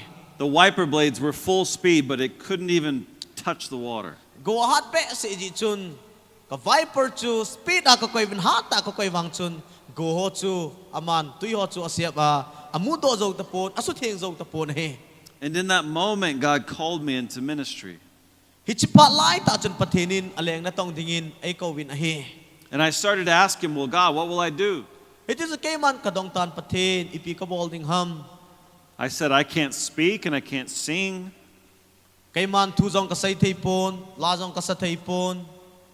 I had no idea how I could serve in ministry. Keman naleng na iti ka to ding ham kagyal teipoy katin he. He said, I'll show you when you get there. Ay la pathenin ay ho pichun. Hungpo ka ko na hi ngayon la hungpo powin keman lampi ka hilding lampi ka ko amupi ding na hi atin he. When I arrived at my house, keman in kalunchun. And I got out of my car, keman kagari ako nakakara ako ning kakumla chun. My legs were so weak from the power of God. Ay di jan patin lagaw ting hal na kachan chun kakyang akham la jing tan he. I could not stand. Kading zo tapon he. I had to crawl my way into the house. Iti chun kay mahe kakuba inlam sa kana zon tan he kakuba kawain. This moment marked my life. Iti chu kay tinga lagaw ting kachan akikyal na ni coach ahitan he. I'll tell you another moment that has marked me. Chikila kay man kahin ko akikyal na kasumil tayo ni coach kasay do nom kidin he. In December of 2016, 2006 December hasungchun. I was laying in bed before going to sleep and I felt the presence of God come over me. Kay man kalup la masangin kalup na chunga kakital pet chun patin lagaw ting kachunga chun patin ako na hal na kachan jo kahetan he. And he gripped my attention. Hiti chun kay man lunglu taa ichi lagaw kachan jo kagyalin. And I asked him, God, what is it? Kay man patin kom kadongin pa ipihitam tin kadongin he. And he said, I'm ready to give you what you've been praying for. Hiti chun patinin e ho pichu nang man na tausing nangay cha kapiding na hitay atin he. And I knew in my spirit it was the gift of prophecy. Kay man kahen kay man ka ngay cha chu hichi til saydo thay na patina ko na til het thay na til saydo thay na chun ahe. So I was excited that God was about to give me this gift. Kay man ka ngay cha chu patinin so ay piding hitay ti pa so kay man sa kana kiniem lein ahe. But before he did, he told me something. Ay la hichi chu patinin bol masangchin patinin til kar ka ko ma saizin. He warned me that it would come with a cost. Ama na say chu hichi tilpi hi. And he asked me if I still wanted to receive it. Hichi tilpi hi apa si hilawa til hichi apalaw to hong ta ding hin na dai mo mo hinam ti chu avela ai dong kit in he. And I said, God, what is it going to cost? Hiti chun kay man itabang til so among lung ning chu tin pathin ko ma kadong tan he. And he did not answer me. Pathinin kataw na sakat sa idon but tapo he. But he did ask me if I still wanted it, even though I knew it would cost. Hiti chun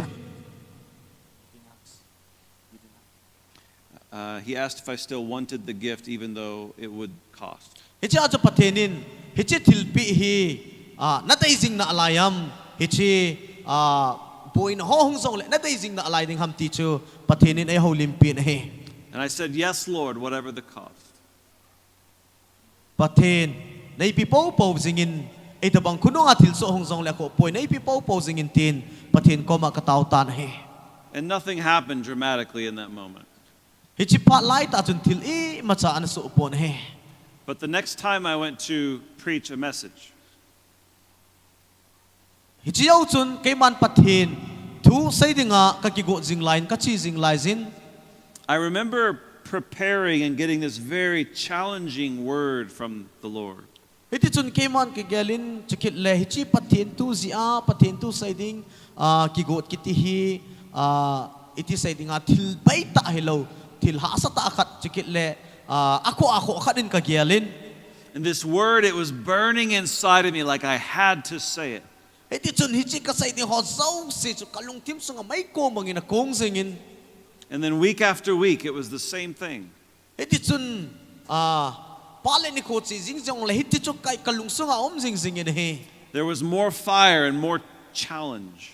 Hiti chun kalung tim sunga may ko mga kong za zingin. People started to say something is different about the preaching, Hichi achu something is different about the teaching. Hichi achu mi bangkat ina say zin hil na kitito pathin tu sahi akibang pon he. And some people started to leave our church saying that's too challenging, it's too convicting. Hiti chada bangkat chun say zin hichi hi til hasa ta hello le til boy ta akat hetin zong asayuin. Many people started to complain about all these messages of repentance. Mi tam ta hin hichi huwing na chan tay di nga tu ho he ngay nom lo tabangin asay zavin o umuvin. But for those who stayed, we've seen a tremendous spiritual acceleration. Ay la mi pa bep dinga wang chu cho zo si chu lagawa kalson be the di nga lampi tilpata akat hin he. This moment marked my life. Hiti chun hichi pat lai ta chun o kahin ko ay pathina ko na haulimpi na le kikhel na sukmil thelo pat cho hong lung kidin he. I'll tell you one more. Kay man khat kasay be nom na laizin. In late 2017, God burdened me to pray for more of His power. Hiti chun kum sang som nile som 2017 chun pathina lagawa haupi na sata ka na changkidin. There were times when I would lay on the floor on my face for an hour, and all I could pray is, God, more power, I need more power. Patin ako na taha na katsantay ni dinga chu tol hanga kabuo ko bin patin ko mataha na sunon sa ta ka nakitumin he. Then in January of 2018, while I was praying, I had this vision. Hiti chun January 2018 chun kay man hiti ta na katsantay ni dinga taw na kamanjing lai chun patinin ay haulimpin he. It was a vision of a calendar, and on the calendar it was the date August 17th. Hiti chun calendar kat ay musa in hiti calendar at agas tarik som na sagi chay musa in he. I had no idea what that meant or what to do with it. So kila kay man hiti chu ipitil so ham itabang ham ipisay na ham tisakat sa kay man kahepon he. But later that year I was sitting in a conference and the vision came back again. Hiti chun padachi tulin hiti chun kay man conference akachin patientuga kasayzin. And it kind of shocked me, so I looked at my watch to see what the date was. Hichin lai chun kay man kapung hikaven tuni ipinikuham tin kay man kanaven he. And it was August 16th. Hichin ko chu August tarik som lagup anhin he. So August 17th was tomorrow. August tarik som na sagi chu ziniko ahitan. And I knew right away that the next day would be the day that God was going to answer my prayer. Kay man kagyalin ziniko ahitan te pathenin katum na lekataw na isan piding ni kochu. And sure enough, Pastor Randy Clark laid hands on me to pray for me, and the power of God came over me. Hiti chun pastor kat in kachunga akut angamin patin lagaw ting patin akon na tha na kachantay ni dingin tao na inay man piin he.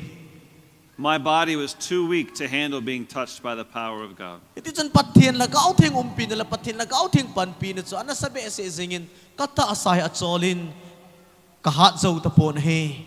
I fell to the floor and I shook under the power of God for half an hour. Hiti chun tol hanga kakizamin patin lagaw ting patin taha na chu kachunga na chu na he. My face and my mouth felt like there were 1 billion volts of electricity going through them. Hiti chun kata asa chung kakamsungo ahe electric volt hat ta sangkat ahat ho kachungan ay chop ta akibang zingin he.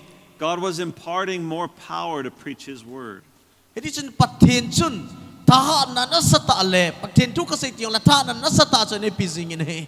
All of this to say, process matters, but also moments matter. Hichi acho kasi do nom penchu.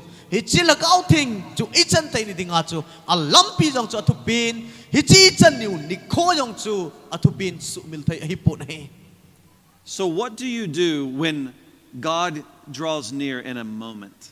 Hichi acho patin chu nang lekay ko mahung nay ting chule nang hola kain ipi ipol jiwam. Whenever God descends upon you in that moment, you want to stay with Him and lean in. Hichi acho patin chun na chunga hong chu tel patin lagaw chun na chunga hong chu tin la amma to na chien khom ding amma to nom khom ding he.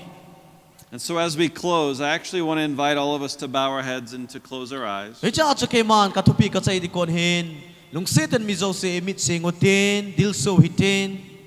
What does it mean to be a person of the Spirit? Hicha acho lagaw mi itay di ding wahi pibol ngay sam lagaw mi kiti ju itabang ham.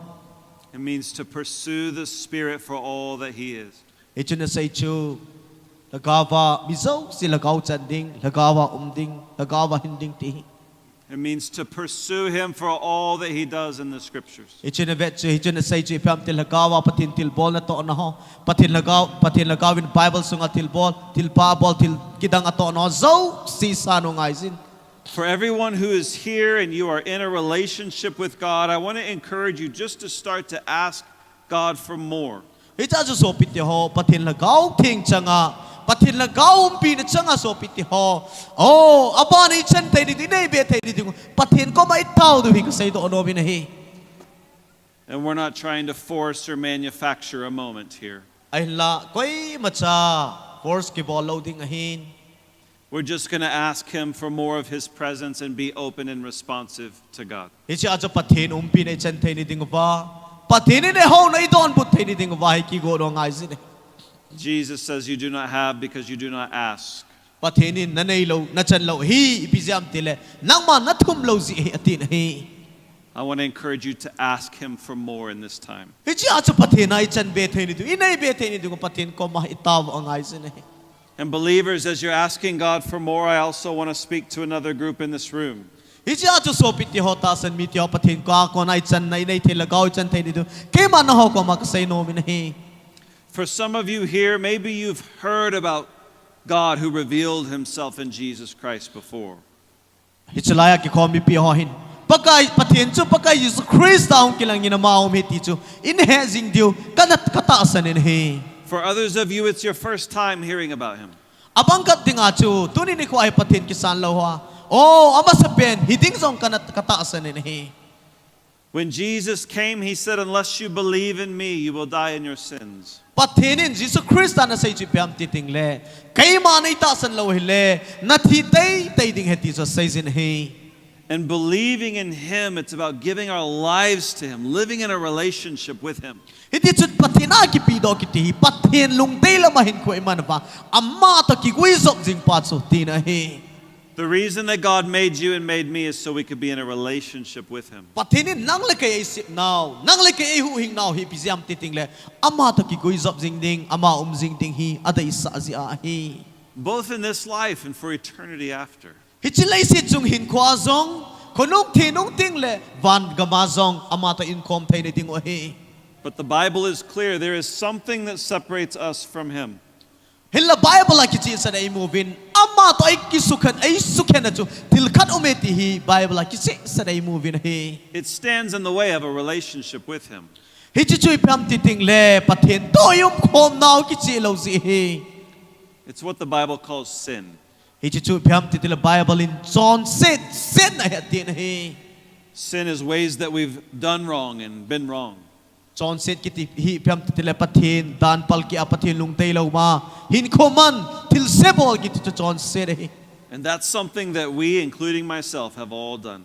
hi chi chu kai zau na puma mi zo sin le si chunga mi cheng zo sin apol so kai hi And because God is holy, He's perfect, He's without sin, He cannot be in the presence of sin.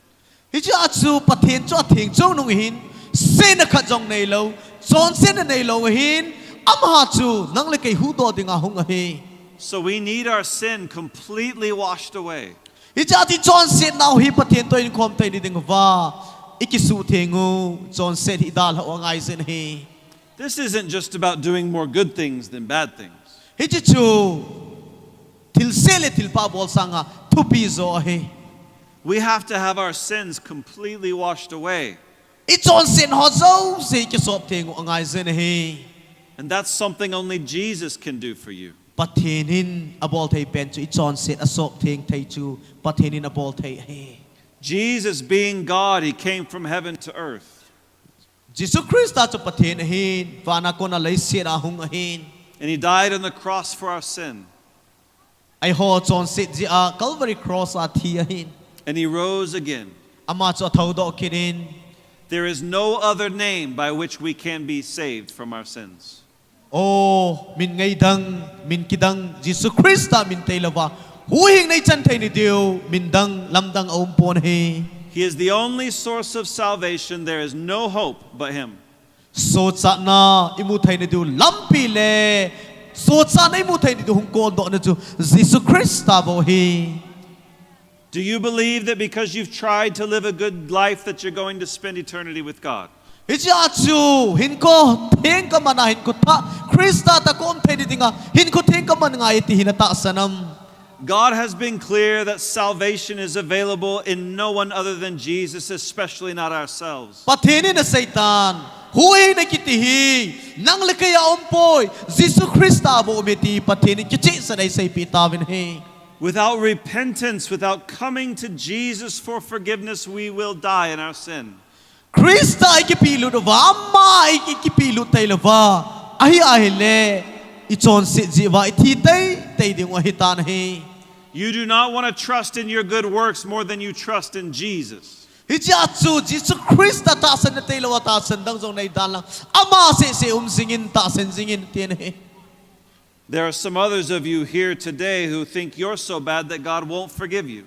mi bang khat chun ka chon se na hi asang be se zingin atam be se zingin pathenin ka chon se na hi ngai dam zo pon te ti lung gel jong nan mai thayo hi But there's no one and there's nothing that God won't forgive if we humbly turn to Him and say, Jesus, I need you. kineu sata Jesus Christ na ka pi do ai le na chon se na chu tam pi lang thisen bang san dup jong le pathenin ngai dam lal na I ma cha nei pon he So with heads bowed and eyes closed, ji chun imi du sing hitin if you want to say yes to Jesus today and you have never done that before, oh tuni Jesus ko ma ki pi do tangin phan ma sa ni ki pi do hyong le tuni bang Jesus ko ma pi do tang ti mu wa hile if you want to say yes to the God of love who's reaching out to you in love today, oh tuni Jesus Christ ta lung senan ke mai hu do hin Jesus ke man Jesus Christ ta lung sen o ming ti mu wa hile if you want peace with God through Jesus Christ,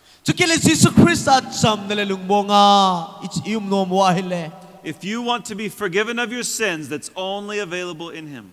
oh ichon se now ngai dam thai ni dinga chu Jesus Christ ta bo ma hi If you want eternal life with God in the presence of God in heaven, oh van ka ma song ton so hin kiem lo na Christ ta pathin masanga yum no mu wa hile then raise your hand saying, yes, I want Jesus. oh today. ke man pa ka Jesus Christ ta chu ka ngai sangin ka dai chai te wale ikhudu do mu hite Raise your hand saying, I want to be included in the prayer you're about to pray if this is you. oh ke man jong taw na ka ngai chan taw na ding ai kai ma jong ka pang no mai tiu mai le khut tung hite Would you pray with me? oh itaw kom thei diu ham Jesus, I thank you for loving me and for dying on the cross for O me. pakai ngay lut le katsi kay ma chon se na dinga hu don ni dinga Calvary cross an thi salin ka ki pa e pakai. I confess that I have sinned and that I need to be forgiven. Oh, tu ni ko nang ma sunga ko ki pit oi chon se ka hi lung se din ka chon se ni nang ma nei ngai dami.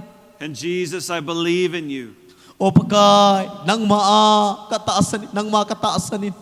I believe that you came and died on the cross and rose from the grave. Kay man ka taasanin. Oh, lay si chunga na huin Calvary cross an thi kay ma sin. Oh, thinas da zawin na hingdo iti kay ma ka taasanin eh. I know that you alone can save me from my sin. Pakai nang ma sin nay hu do ding hi nay hu do zo heti kay man ka he nei. I know that only you can wash away my sin. Nang ma sin ka chon sit na hi nay su thing thei pi heti pa hi. Oh, ka chon sit nei nay sob la thing pi thei heti pa hi kay man ka taasanin nei. So would you please do that today? Oh, pakai tu ni ko chi na bol ni nam ka chunga. Ichi hi ehon jong pathing ko mangai dam kitum do hinam. Please forgive me of my sin Pakai ka chon sit nei ngai damin. and be the Lord of my life. Oh, kahin ko lum kaya kapathin kapakai chu nang mahisingin lang. I ask you to come and make my heart your home. Pakai kalung timi nang matsien na hong nay lang. I ask that you would fill me with your Holy Spirit. Oh, dalagaw ting chu nay sudim singin lang. I give you all that I am Kay man ka nay zo sila kahin zo se nang maakapitoin. for all of my days. Kahin ko lum kaya In Jesus' name, pakai Yesu Krista minin. amen. Amen. Amen.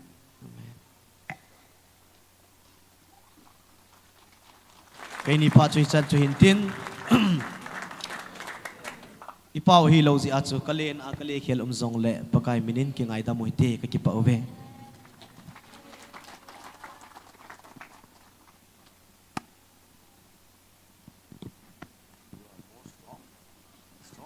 Thank you, Jesus.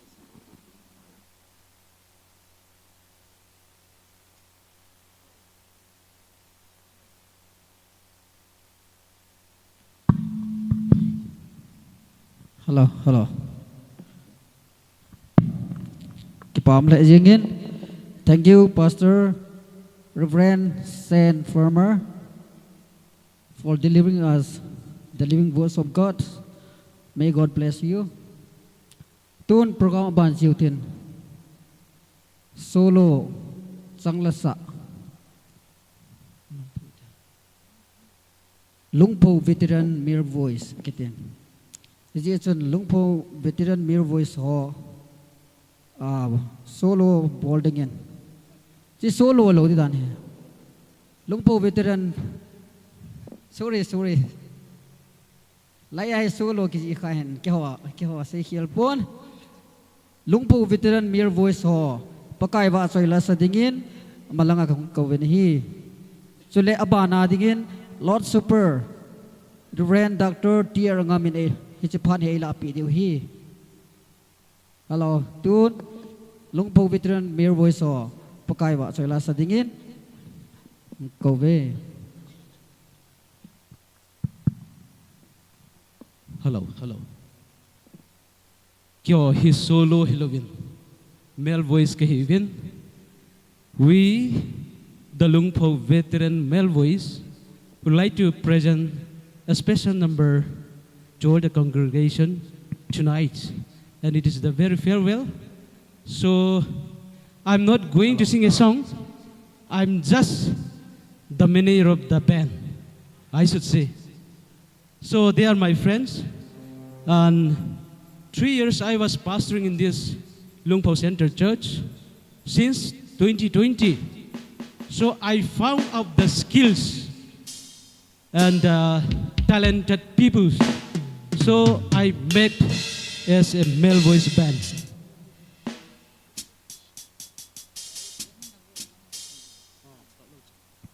So just we are going to arrange our music. So bear with us.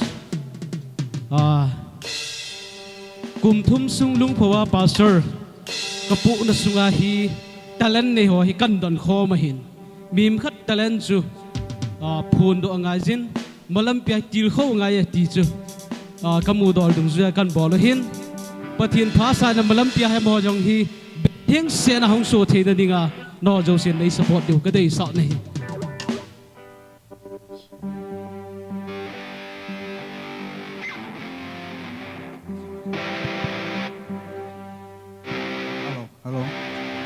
Hello.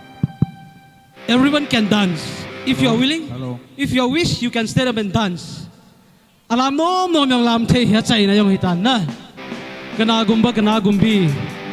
May tay pangal singlup terap dagi. Dance to ning baleresu. Isay gi jagada lip thok tu na.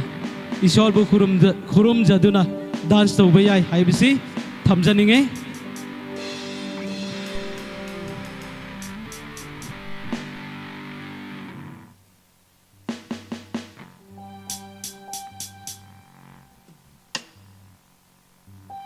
Bass, guitar bass. Hello.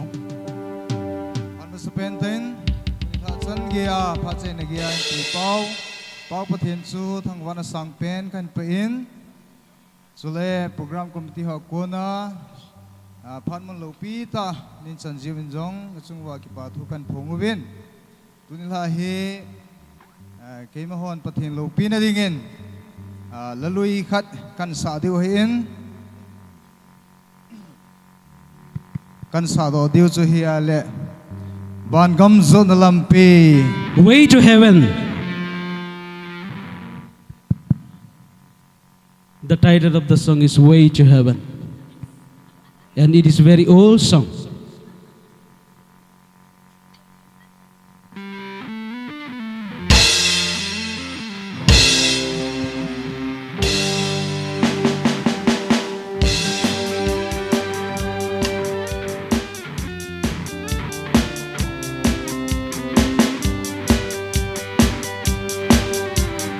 gam zo na lampi lampi dang a boy Jesus tay no Jesus ki ma dingin lampi pa ay sem to petai gam zo na lampi nong ta chu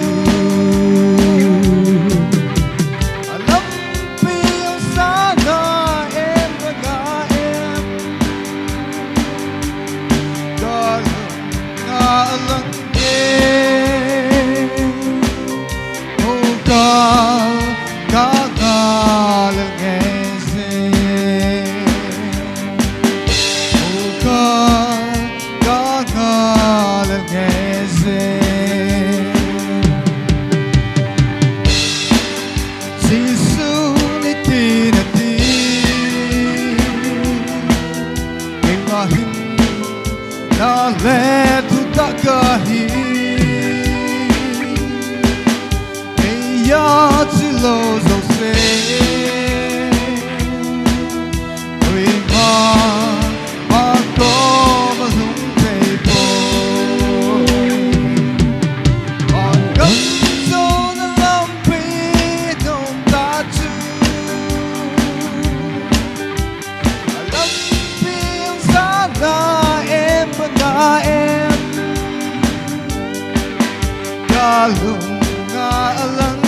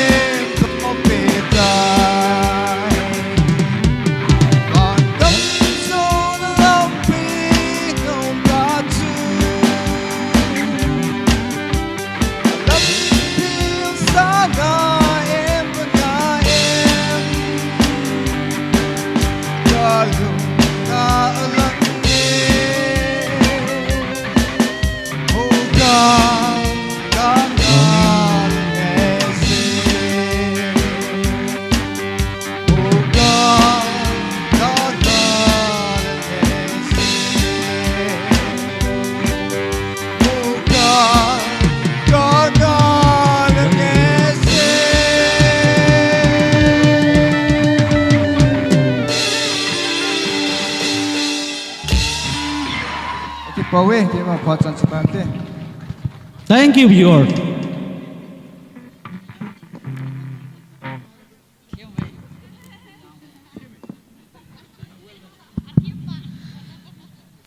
Lungpo male voice ho a pastor paulam kaina akipa thui sevin khang tha kumsom ni noilam ngangan a hi ziwin ki paum di sanin pathinim pathina bu chi tawhan tuin abanin pathin anthing zon i bol di wahitain chinading in Reverend Dr. TL Angam aman phat ahin kila dingin kahin timi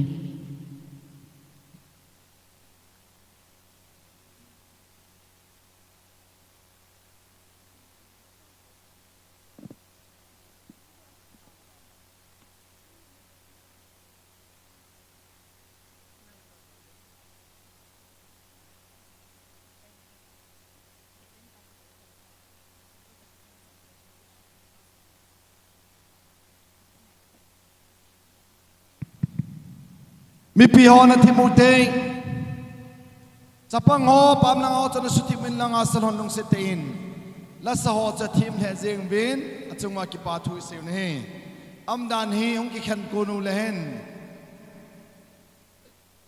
pakai suin kanan ko piam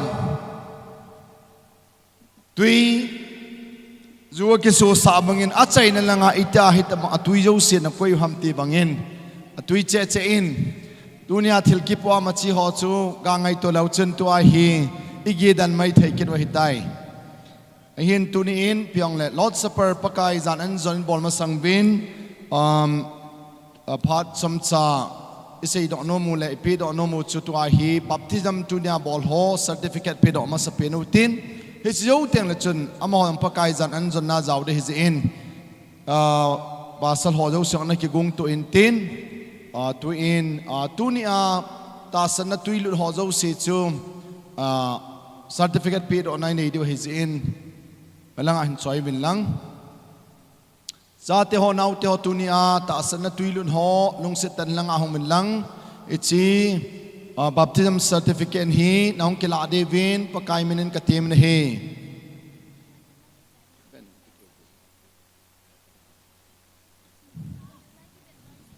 John Lalboy how keep a hin chuta le sangin how keep a hin Baumon len ai how keep a hin chule thang len le vai pei thang len chule lam dal mon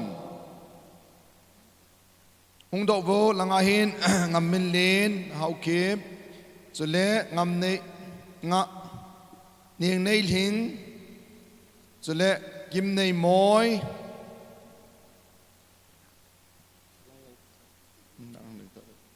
langa hung ding bo boy anung langa hung ding lau chen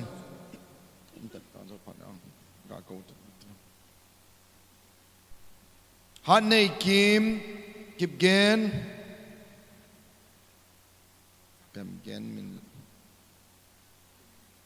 gin min lal ham kip gen say gun how bai te hoi nei kim how kip ki kim muta bai lai kan hung ding tom mi som la ni hin hung vo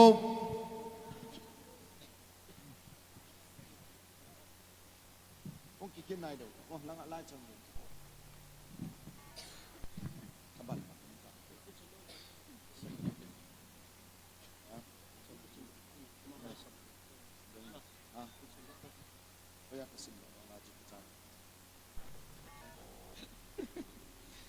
okay, say gun how bai te koi ham anh cái chơi mình lăng abanin gin min lal kip gen and hoi nei kim kip gen and kim nei moi hau kip nieng nei hing hau kip ngam min len hau kip len min la len lal moi okay so le thang len lel vai pei thang lun len vai pei Kasaikhel Paumin Lin HOIKIM Sangin HOIKIM John Lalboy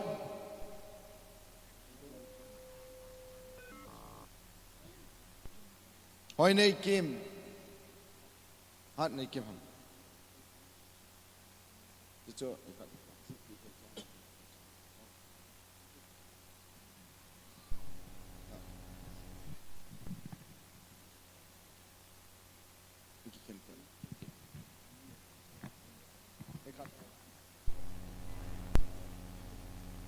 Mai lang tiếng vô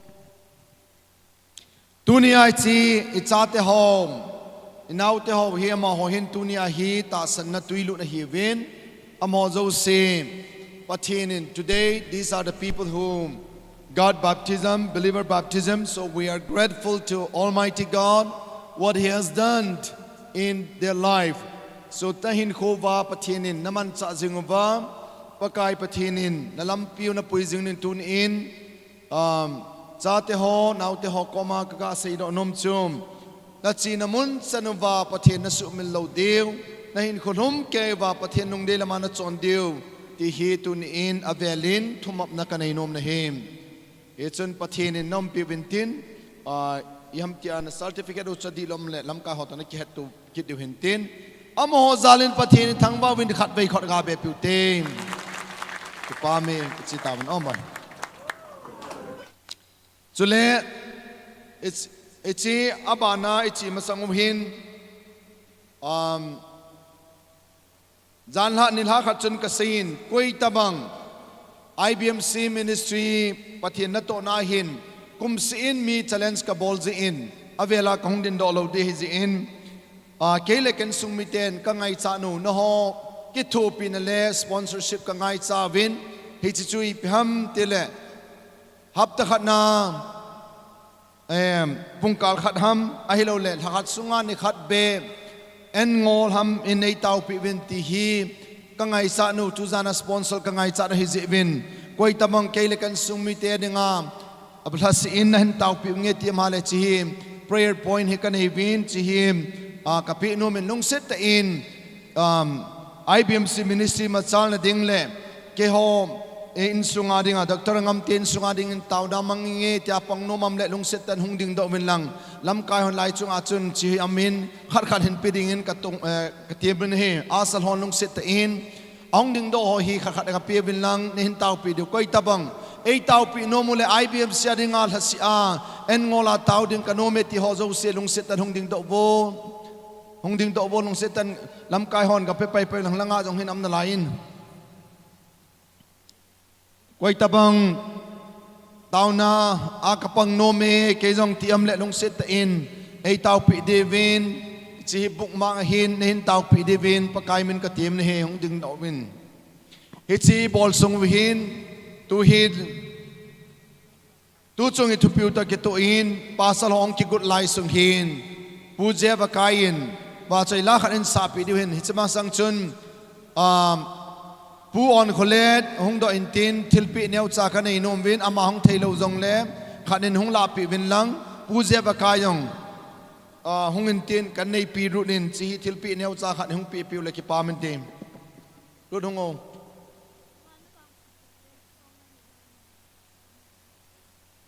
pu on kholet thilpi neu cha keile kan sung mi ten ka nei nom win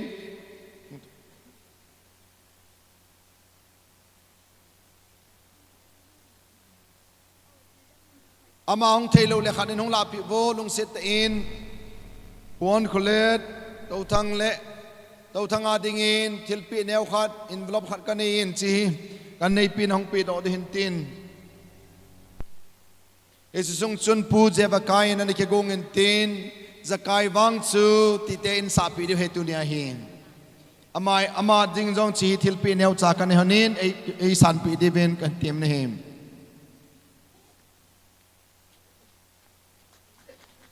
Pon kulet takialin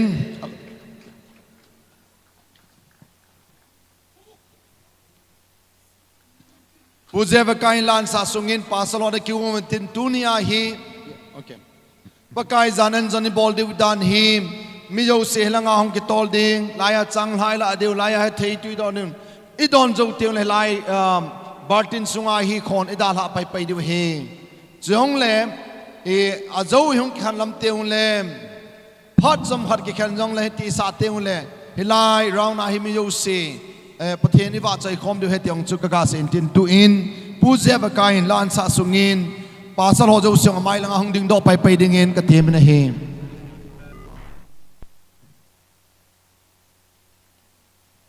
microphone.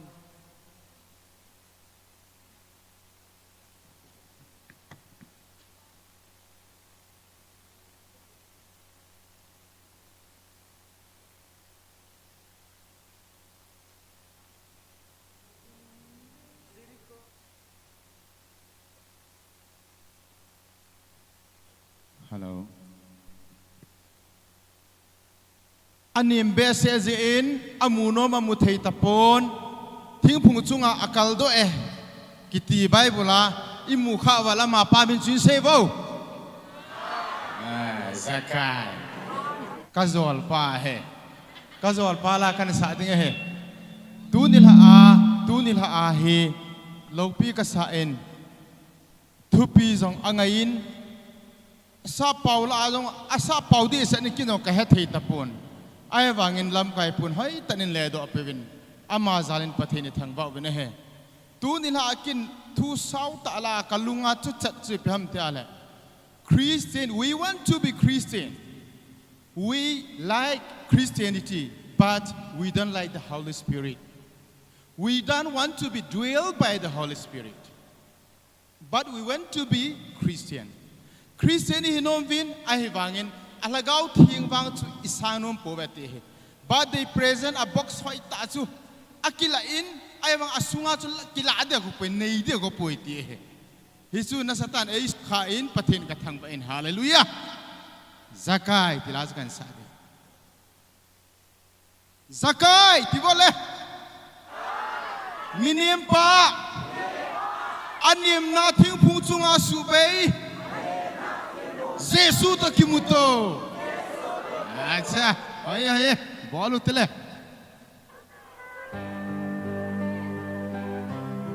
Jericho kupilai lunga, Jesus Christa alunin.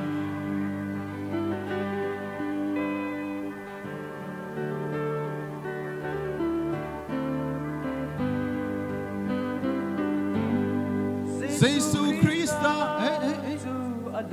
audio om khat ka pe khai sorry ne ngai dam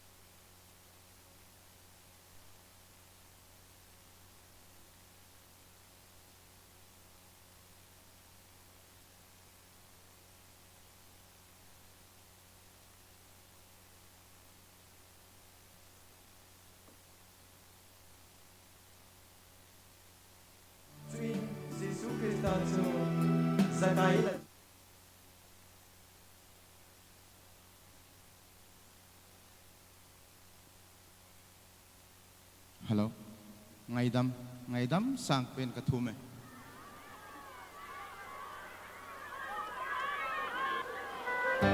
Jericho kupia Jesus Christa aluin kai dong pi pui sa kai chun mu te agon mini mehi se chun ama sangala manil hai ta ne he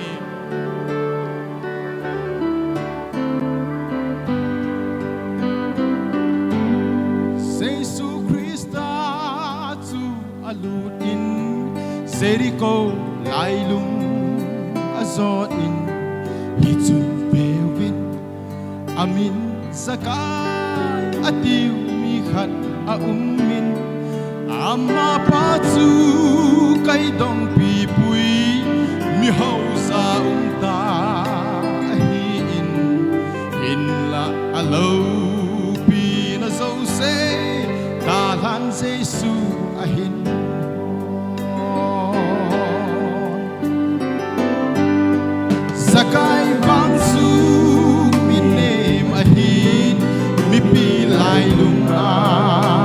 pakai su amu thei boy amu papo hi che phat chun chapang bang in Jesu masang lam be achun at ai zalin thei bapung a sang te in a nakal tai o Jesu na mel mu no min ka hunge sum la pai sana dang ka zo se sangin dan so ka ngai sa bene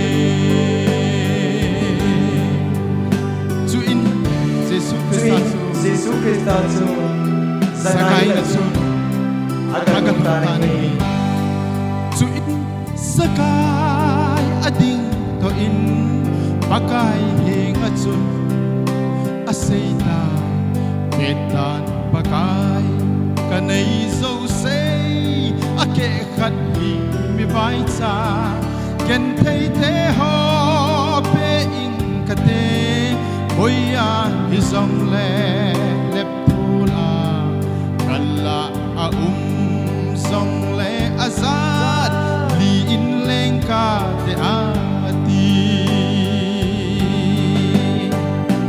Go Jesu na mel mu no min ka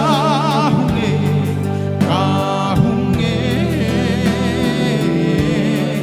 sum la pai sana dang ka zo se sangin nang so kangai sang bene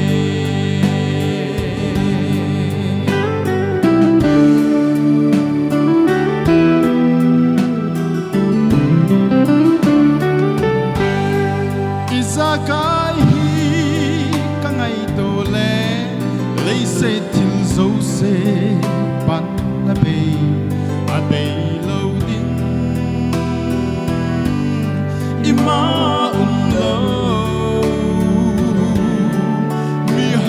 sa ho song a thi in lo thêm pin bên ho song a thi mi khat su a thi nung te isa kai pan la be se o Jesu na mel mu no min ka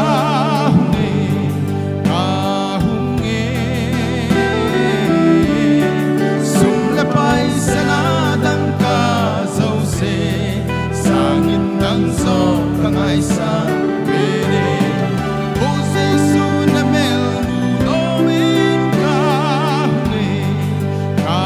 hunge sum la pai sana dang ka zo se sangin dang so kangai sa bene sum la sel sana dang ka zo se sangin dang so kangai sa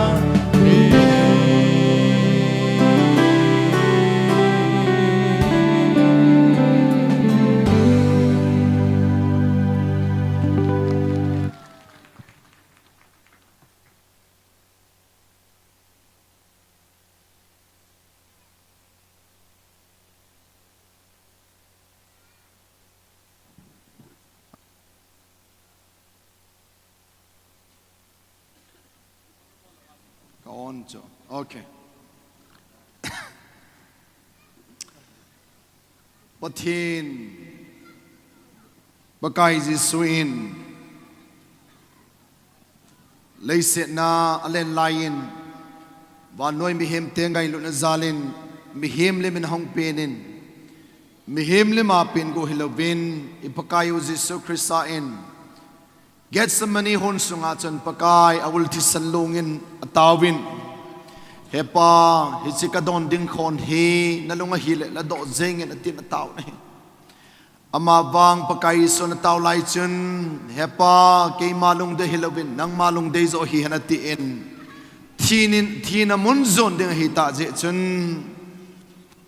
pakai sun seizui ho chakovin Jerusalem in dan sang chunga chun pakai sun a sei zui ho keng a sop pi zovin ama in zan an zan tu zana hi chi an ne khom mu vi keima ka paleng gam hong kip ka se a ine khom lo de hi tai ti chun lung hal zang min sei zui ho ding chun o lung thim nat am di dan dan chu ngai to lo chun helai mana chun sei zui ho la chun judais karat chun pakai koma chun a seitan him pakai sun tu zana ai se lep ding ma hi tilai chun pakai ke ka hi atilai patkai ji sun hengin a sei di nang ma na hi ai se lep ding choti na hi hita banga lungdonga amlai tau chun thidinga amjan chun pakai su in a sein hi ko hi jong le ke ta sa ne lo wa chun ke ma ta chan bo nei khom thei lo din ka thi san don lo chun koi ma in van gamalo thei lo de he ti ta na hi dun zan hin hi chi pakai zan en zan hi pidinga ki bol ham ti ka ga sei do nom na hi where it is institutes for this the communion service Lord's Supper begin with it Exodus chapter 12 the Passover lamb ichun Exodus pung somla ni achun o Israel tek izima kun hang pondo di zanu chun bakai pathini na sei na hi Israel tek ko ma chun na ho in kel ngoi mona be kel ngoi no hoi ta chun tha deu hichi kel ngoi thi chan chun la divin na kot pha na kot chung wa chung na hon chi chan chun nu deu hichi thi chan chu kamu te la ke ma in ka kal chup ding izim mi te ka tharing ma bang hichi thi chan la chu no thim na chan ni ve tin he pathin lo pin chang han hichun Jesu Christa cross a thi ding hi anabat satan hi anin in koi ho chun hi chi ne thei de ham pakai zan en zan ne thei na dinga chu ipi ngai cha ham ti ka sei do nom kin an him sol cha bung ni chang som li la khat som li la di a chun imu na him koi zong le ama ho in sei zui te ho in a thu hilu pakai ji su chu van noi hu hing pu he ti ta sana ho chun ni tin na ki be jing vinam ho chun ta sana tu lu du vin he chun chang ha he bal bal na hi atin hi koi tabang Krista hin nei lo bi ping tha lo ta san na tui lu lo ho in hi chi chang ha le chi thei tu ne thei lo de he tin a sei na hi the qualifications to partake the communion service we found in him in Acts chapter 2 verse 40 to 42 and they practiced the apostle doctrine and they that believe in the Lord Jesus Christ they were baptized and they break the bread daily it's a to the hin pakai zat an zan ding a hin koi tabang mi ping tha hello ta sana tuilun hawan ila lo devin ikiti mun he ipzi ham ti beutem sol cha polin current khatna bung som la khatna chun chang som ni la thumna chun hitin se na him keima in pakaya kuna kala son hitsi hi him keiman pakaya kuna kala son hitsi hi lai chun beutin chang som ni la sagia na chun koi tabang anadinga lom lovin alam lawane ho in abangin ai milpi in amaho chun thi na ge atu ve atin hem hi chu pakai zan an zon hi kichip na thei hi lawa hem hi chun pakai zan an zon alam lawane ho dingin thi na chan ge imu milti chu thi na chan ge atu thei ve atin hem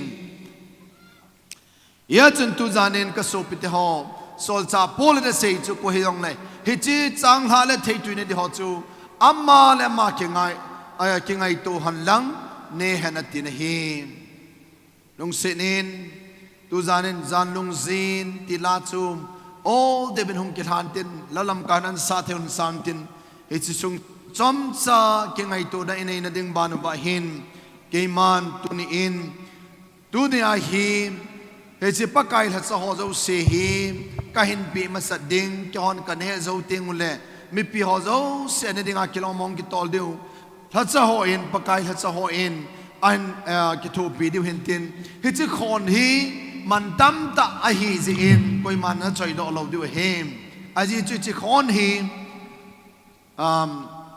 HOIKIM Ibmc hi chi hi akuma za dinga na ki bola jin koi ban choi do lo lai ya hi bartin sungai koi divin kanu mena hi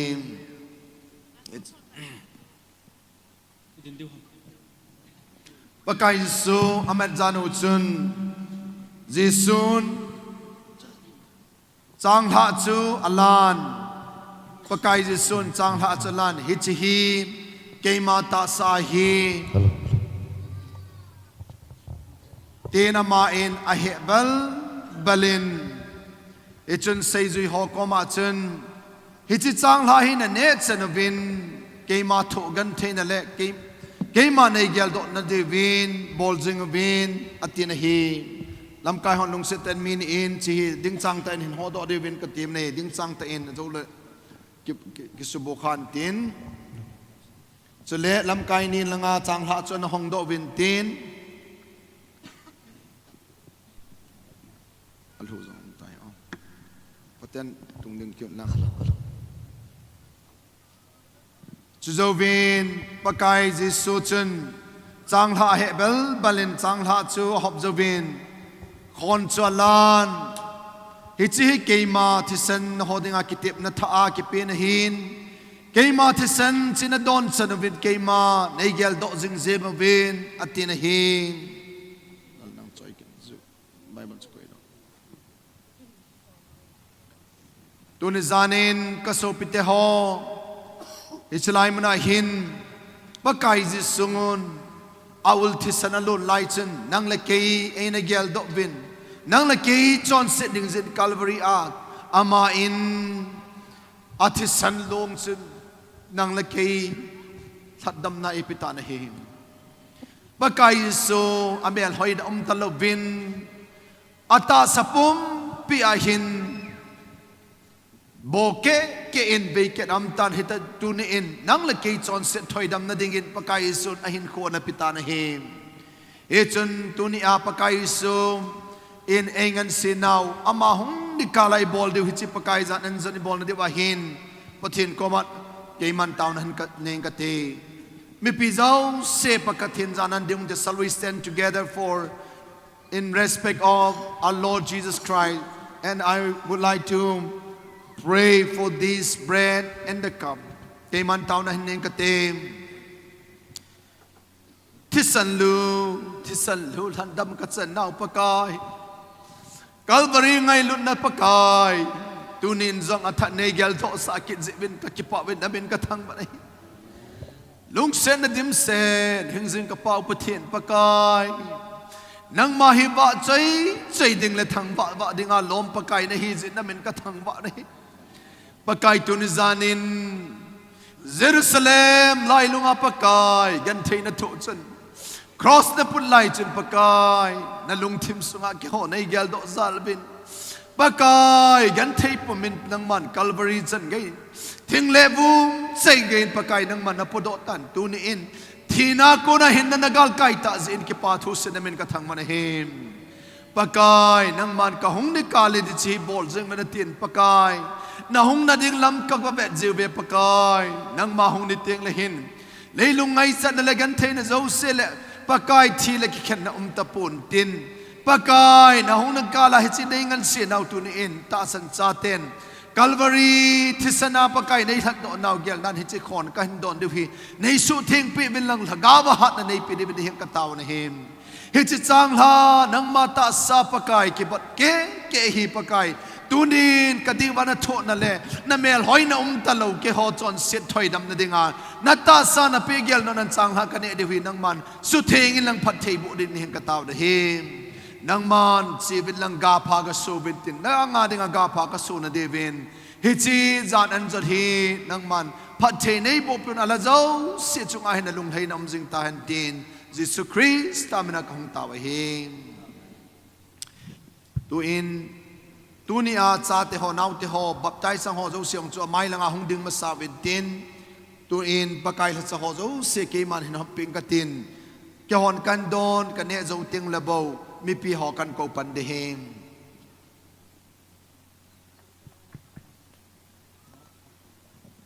la chu all ta in sang pakai ta sa nang dinga ki bat ke hi si pakai ta sa all ha de win lang pakai ta sa nang dinga ki pi hi pakai ta sa nang dinga ki pi hi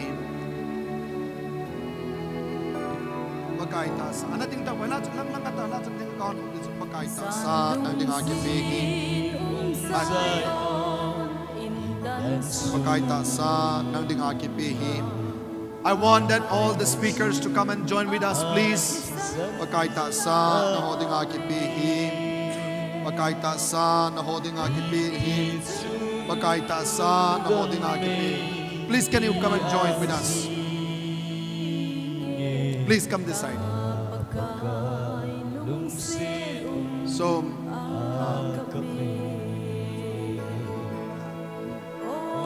you can pull down this one.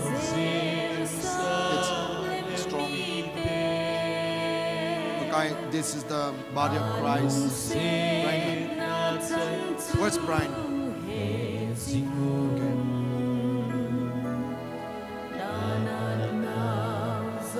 Pakai ta sa nang dinga kipihi. Pakai ta sa nang dinga kipihi. Pakai Jesu na ta sa nang ma. Kado na dinga pihi. Pakai ta sa nang ma dinga kipihi. Si pakai Yesu na ma ta sa nang ma chon sil hado na dinga gante tu na si pakai Yesu ta sa nang mo dinga bihi pakai ta sa na mo dinga ki bihi pakai ta sa come and join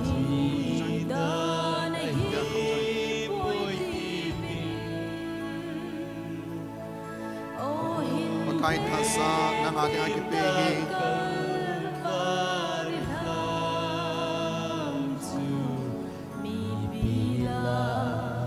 We'll hold together and take together. Christ shed his blood for the remission of sin. Pakai son atisan nang ma chon sin hatno na dinga na pihi ana choi hong lang. Pakai so tisan na ho chon sin ngai dam na dinga ki pihi. Pakai so ta sa na ho chon sin ngai dam na dinga ki pihi. Pakai Jesu amatisan na ho chon sit ngai nam dinga bihi pakai tisan na ho chon sit ngai dam na dinga ki bihi ana sajam jengui te om pakai Jesu atisan na ho chon sit ngai dam na dinga Calvary agante to atisan dala sit ngai dam na sang hi ti gel do nan hi chi san hi ke ma nei gel do jing na de ven hi chi san hi don wen ati hi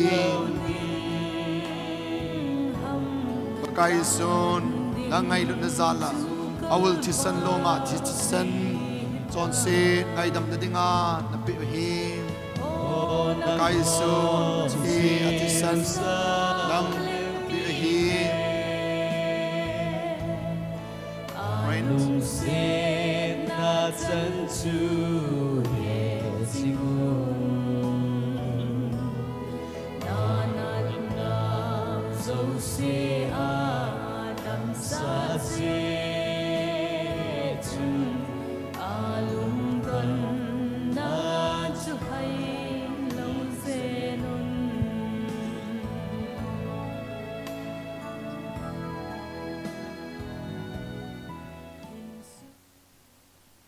pakai het sa hole dunia ta sana chang ho zo si in pakai Jesu nang le ke chon set ngai dam na dinga ata sa ki batal tal chu ei pe ba ke ma ta chan na nei khom the na divin na hon jong si na ne chan nei gyal don tin him our Lord Jesus Christ the night he was crucified he commanded his disciple and said, "This is my body which is broken for you. This do in remembrance of me." And likewise also he took the cup and gave thanks and said, "This is the cup of the New Testament in my blood. As often as you drink this, do this in remembrance of me." To remember the body of our Lord Jesus Christ, shall we take together the bread first? จางหะในคมเตาหิติม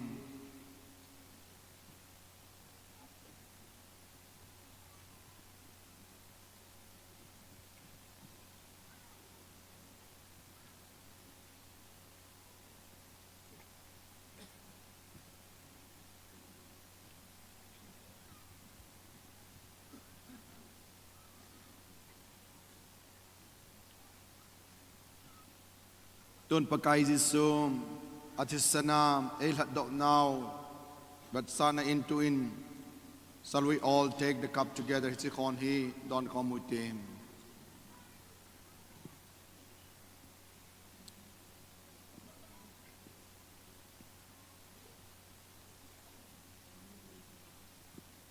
บอนซาวินอดอนใจยูสินจิคอนฮีลายาเห็นโกยุติน shall we keep here and นบอนันชิทิไวไตตัวเองปัสสาวะดูสิน้ำมุตินลาสาวตินลายสะสมวินมีปีหอดูสิลาวเงินตินปัสสาวะลังอาหงเดียวมันลังเซอร์วิบอลเดียวลายมันอาหิมกตอลเดียวเห็นอ้อมลายอามายลังจวนหงกตอลเมนตินอีพีเดียวหิมตัวลาสาวตินลายสะสมวินอบานปานนี่เฮจิลังอาหิมกตอลมันลังหัวกใจเตียงลายหงเงินตินอบานเฮจิหงเงินตินแห่งพันเตียงลาสาวตินจันลุงซีลาจนลาว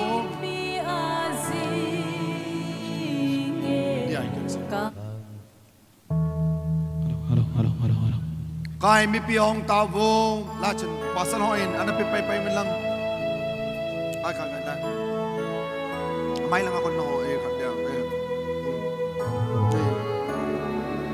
เนี่ยเวลาไล่มาเนี่ยใจเตียงไล่หินคอนาหินตุยดอนเดี๋ยวจะเทตุยดอนลังลาคนไปบัวองลังอาคนมีปีหอเจ้าเสียปากายว่าใจลาสาวตินปากายสุนทุจานินอาทิสันอโฮเมติเกลดอปมินยาหอเจ้าเสียงปันลาเดวินกติมเลหิน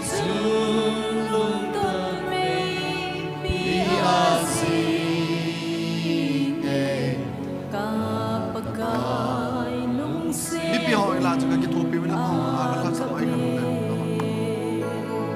กวยตาบังเต่านังไอซามาเลเต่านายองลายปาสนันในปีไปเทฮี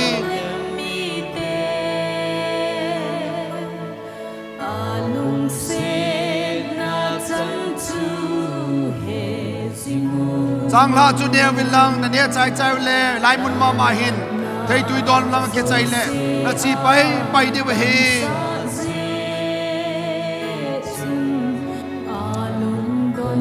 บากายละสาวอินอันหอบเดียวเฮอาศัยยังต้องไปอาศัยเยรูซาเล็มกุลปีกุลปามลำทิมเกาทีดานฮีบวยตีวินโอหินเปตันตานกันบานทามสุมีปีลายอากปากายกมูเซรุซาเลมโอนังโฮเซรุซาเลมมีพัสซาเดรนงของเราลุงซีจันเซนาจันจูเฮสิงุนนันนาโซเซดัมซาเซจุนนาโซเซอาดัมซาเซ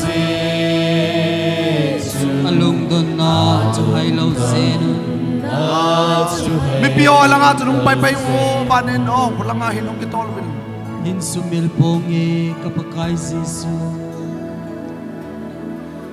Sungil Barham Alul Maidi Ahita Ahita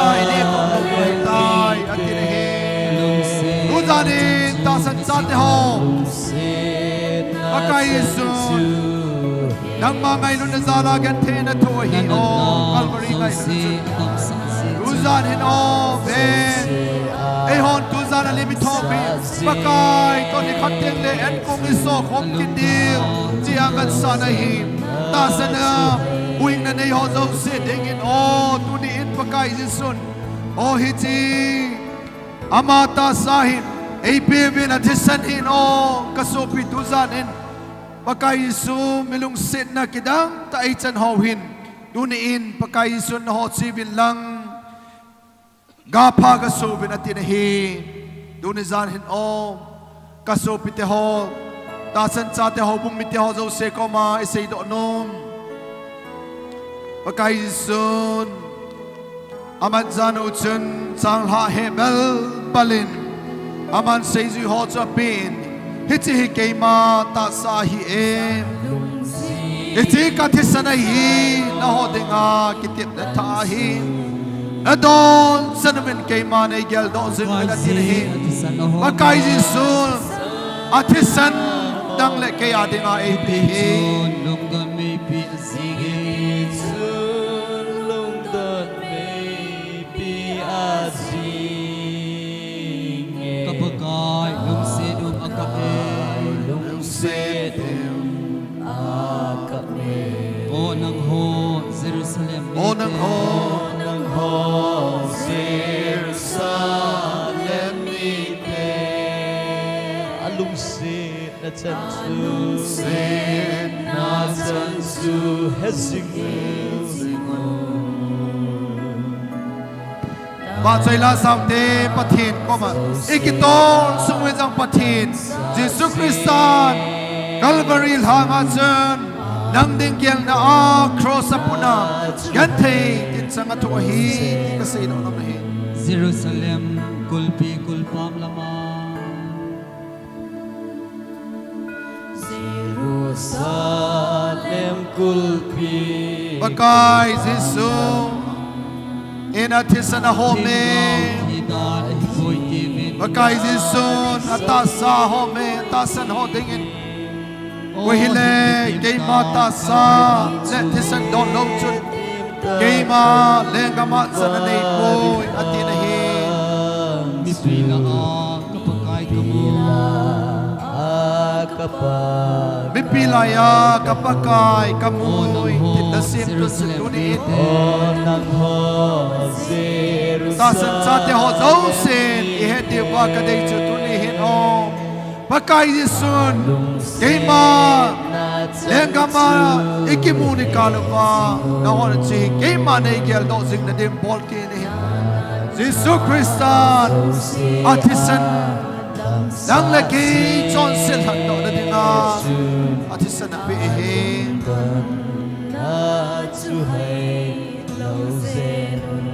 Microphone ho he khatin ha hat pi go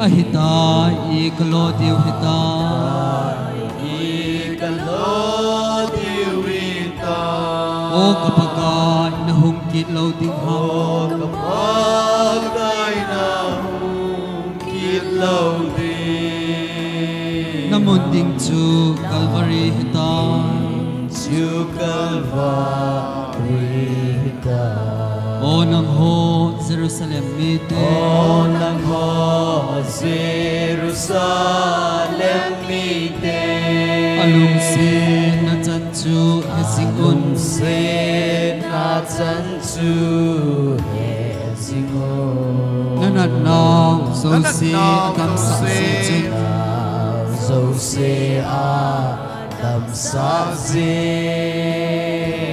alung don na chu hai lo sin na chu hai lo sin hin sumil pungi kapagai Jesu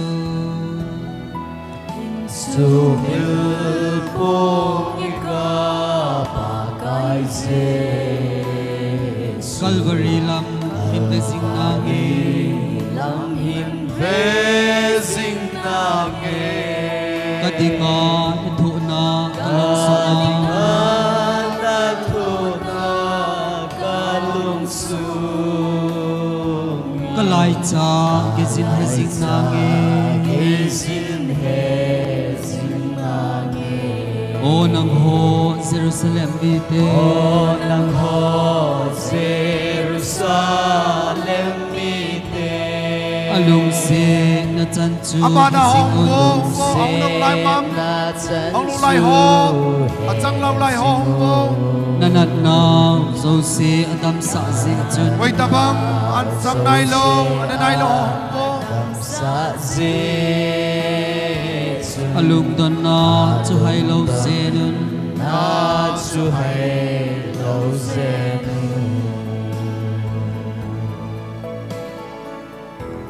la chu hin ka ilang abulan thau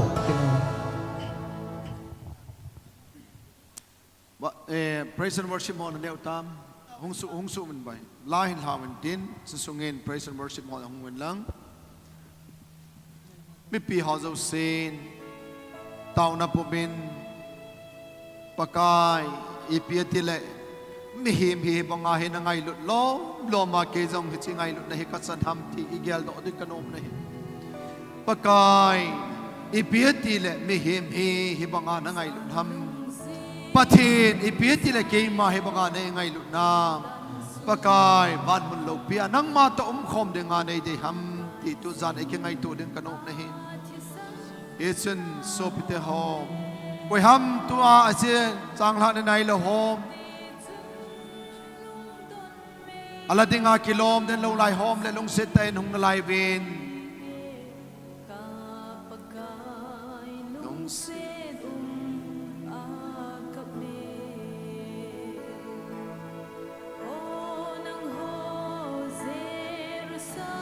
mi pi ane ne so ke witam ala ding nalayam am ta lo le lam kai hoen chi hin khu pai pai wen tin tu mama in hin khu wen tin pasal ho in hin khu ben lang pasal ho hin khu ben lang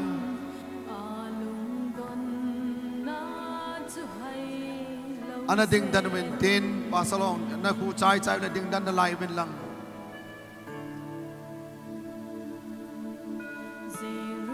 khát vào chụp cái chụp pitong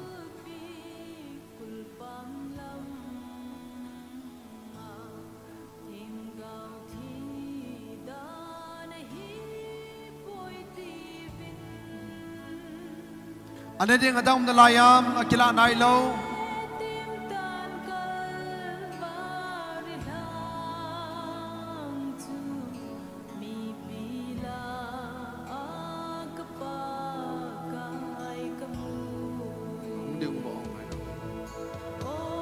la chuin than ben lang lam kai hon tu zan pakai zan an zani bol na ban wa hin pakai suin zon bung som langa na hot sibin lang ga pha ga so ban noi kol kim na ho ga phagasum Matthew bung som ni lagi na in no chi bin lang ba noi kol kim vela ke ma het tu san ka pangwentin tunin pakai thisan le pakai tasan ne ho zo se pakai het tu sai pan devin pathinin ibon sawa pathebu mentin ke ban taw nan ning katim. Let's pray.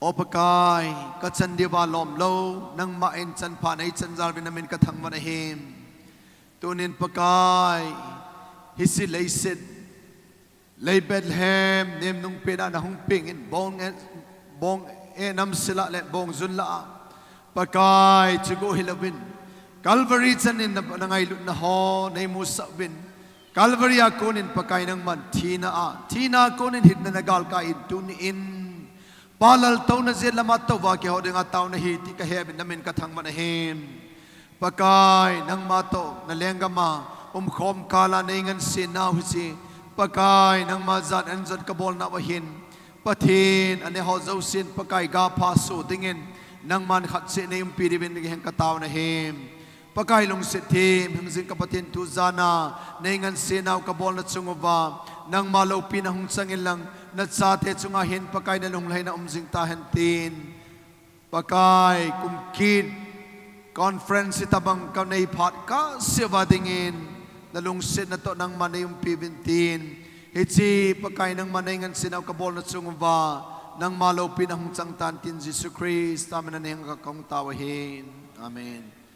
Pasal ho katsiyun lang kataw tamin kipamin yahon pakai zan an zan ibol now hitsan suhintin tun lam kai ho kunin aban bol ding ho pat pidok tawtin.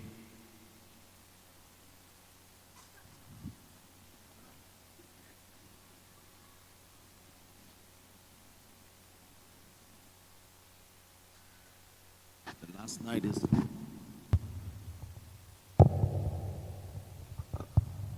program abana na chilhaw hitin tuahi present vote of thanks and presentation pasit sailin in ahin lading state coordinator pan ahin lading ahin amana pat ahin la zoting le kola hole information bidding Pastor John zong amazon kiging sa na nom dingin kahin temetun pasit lin state coordinator ama pat kahin pe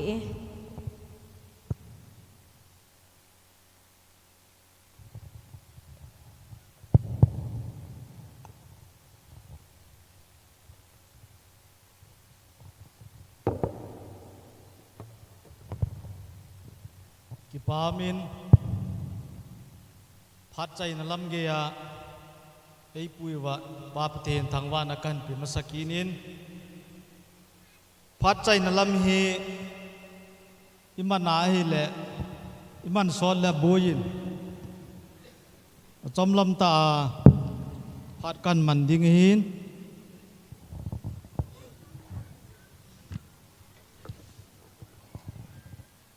ama sa penin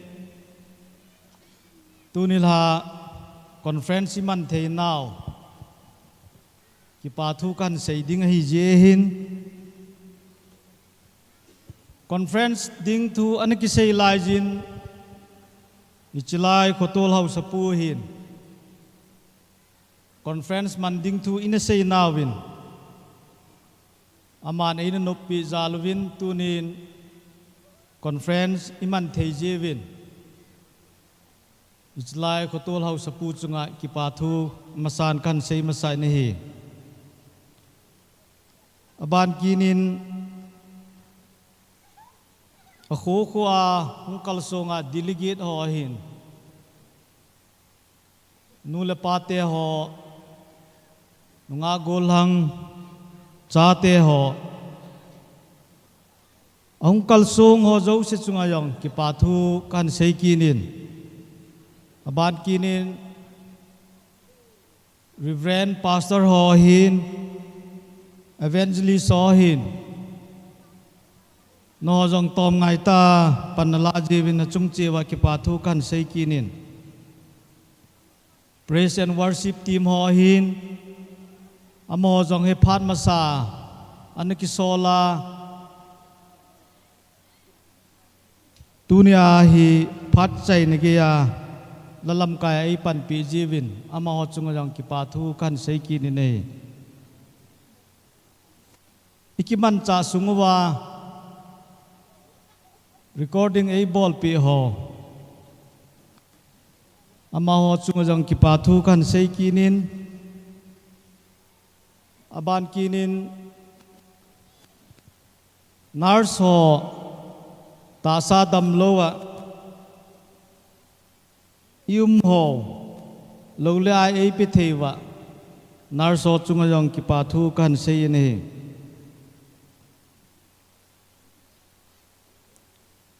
tu chung hin asar hi KPI area pastor palam kai na chingan si in ama hon jong lol hing tai hin pan pi win mo chung jong ki pa thu kan sei kin ni aban kinin ate ni hin chuteng le pasar pa hin ye chun ama ho chung jong ki pa thu kan sei kinin chuteng le kho pen ta tu chungai ki man cha na wa pau e le pi wa interpreter te ni hin program ma ja wa chuteng le pastor ro chung hin ama ho chung jang ki pa thu kan sei kinin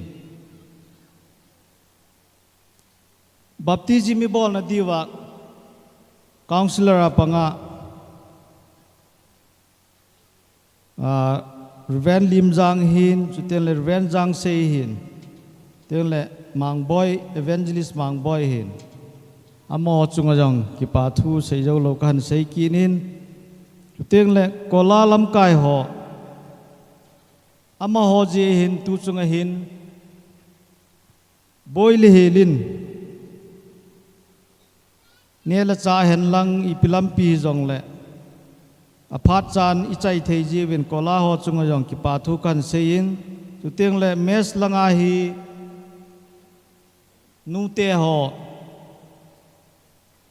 apart cha in ama hon panhan la zal win program te ho chi le thein mes langa hin boili hilin esul hap bi ji win nu te ho chung jong ki pa thu kan sein tu teng le tu chunga media langa moi pi ei pu pewa HOIKIM media te chunga jong ki pa thu kan sein live telecast ei bol pi win aphat cha in program ho chi la thei je na mo chung jong ki pa thu kan sein aban kin hin light and sound pa lam gin le loi ho ama ho chung jong ki pa thu kan sein chuteng le asama patna hunga so pi le nau te ho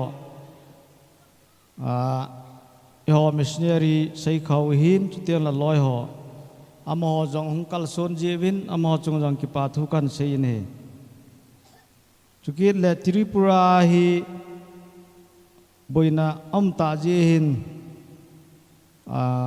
hung dinga lom hoi hung zo ta pon hi jong le missionary te ni amani hung han je in mani chung jong ki pa thu kan sei ki ne chutiang le tu chunga program ma zaw lo tu len phai hobung mi ho hin koi hi ham chula ke ka he zo pon ama ho jong ong ki tho khom win skits drama ai tho pi win ye chuna mo chung jong ki pa thu kan sei ki ne tu chunga hin kem ho isa naw le letrin ho ei boy piwa khunei te hin hobung ho hin chuteng le area kangpo pi area IBMC hobung zo si tha khat ve in ko na win ye chun no ho zo se chunga jong ki pa thu kan sei ne he chuteng le achai nalam hin tu chunga speaker ai pan piwa USA pana hung ho hin chuteng le ho executive director pa hin chuteng le aloi nu hin cha te ni hin amo chunga jong ki pa thu kan sei ne aban hin ki pa thil pe kan nei pai diu hin kaloi ho chu hung do win lang chom lam lama kan bol diu hai yengin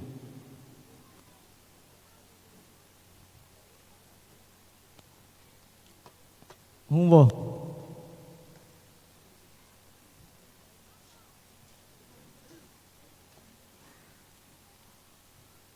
chung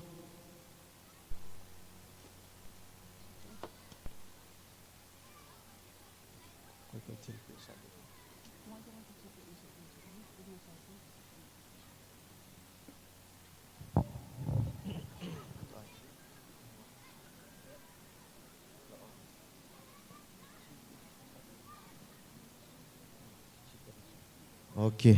EPP hile ki paumin coordinator pan ki patu ahin seizin tu chunga hi presentation hoi hi zong le ngei lu na zala tem tham kahin pino movin heji chun to a special gift kahin pi no masapen vin apasapenin tu chunga ai ho cultural dance ai bol pi wa vi tu somjang IBMC ho na chungwa ki patu kahin savin programa akigon banga ke ho ge lam sanga hoi zole fa zone ai bol pi wa nom ta na hon phat lu ta na ki hilwa ai bol pi naw chunga ki patu kahin savin hiji chun tui som jang IBMC hobung lam ka ho khat hong vin lang hichi office langa kona ngai lu thil pi hong ki san leo chun ki paw min te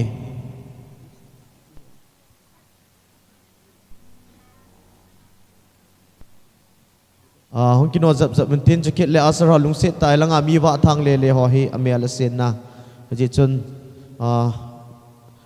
ai ga phot pi le chun ki paw min te abana bongzol ho hin apol lo lai wang ha ta ki go ba hin toy closing ceremony an bol do hi ji chun bongzol ho zong hung leo chun ki paw min te bongzol hong tangwa kino tina ji cho phat kai samtan iso piti ho ki le ki de hi ji chun chukil abana tulen phai hobung ho zong tu chunga ai ho pa wai sei wala drama ti ding hitan tin hoi ta tai bol pi vin amo zong ki patil pi kapino mo vin tagar hung kino leo chun ki paw min te next we want to present or we want to give some gift to our executive director and family. So may I invite our sir or madam and both JJ. Hello JJ.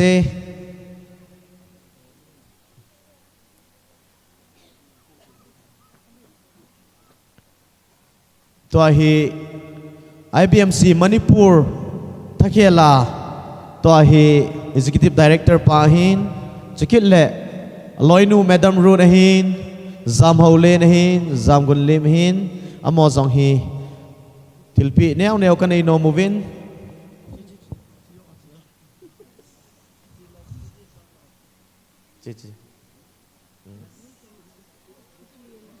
wow, you're so much matching.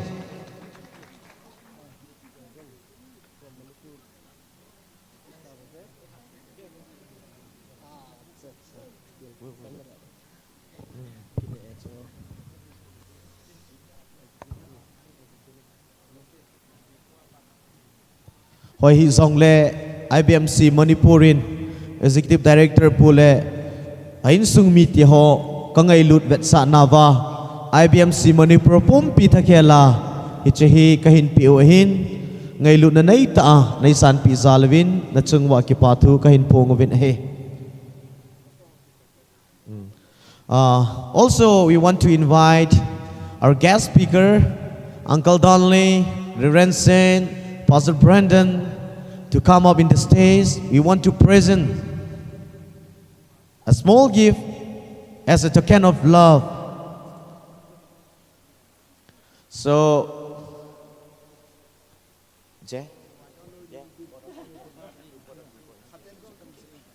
So first we want to give Reverend Sen. Reverend Sen.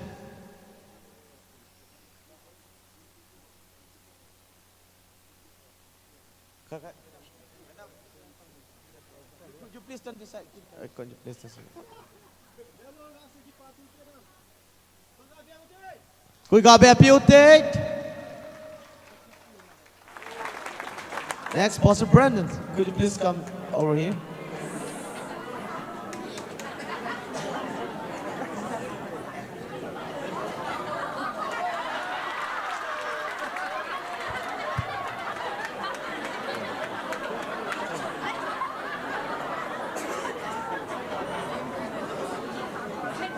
Okay, both of you, Uncle Don, come over here. Let me see. Nang papi hi, Manipura hi, nang to kito song ko lumlo dani tayo hepu. Iba kilo pon.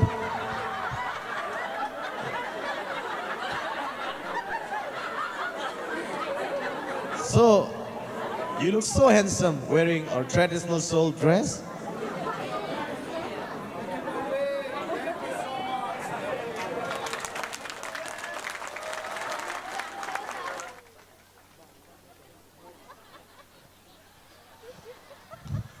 Uncle Don, you look perfect.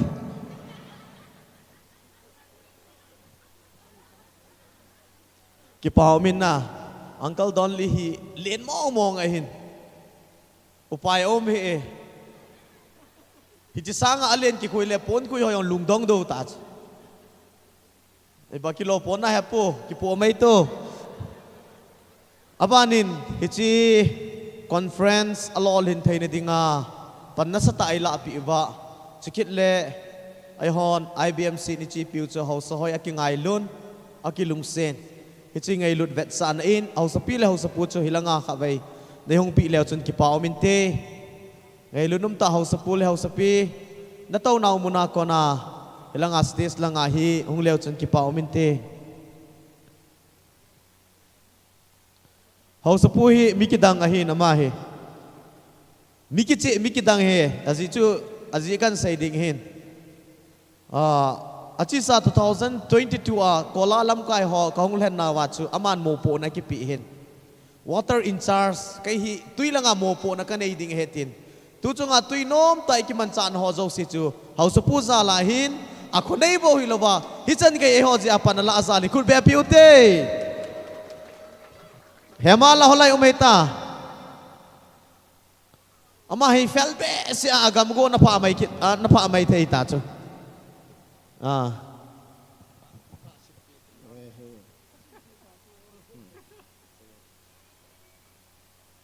Very sorry, I don't have a piece of time in the program, but let me buy this a few minutes, a few seconds.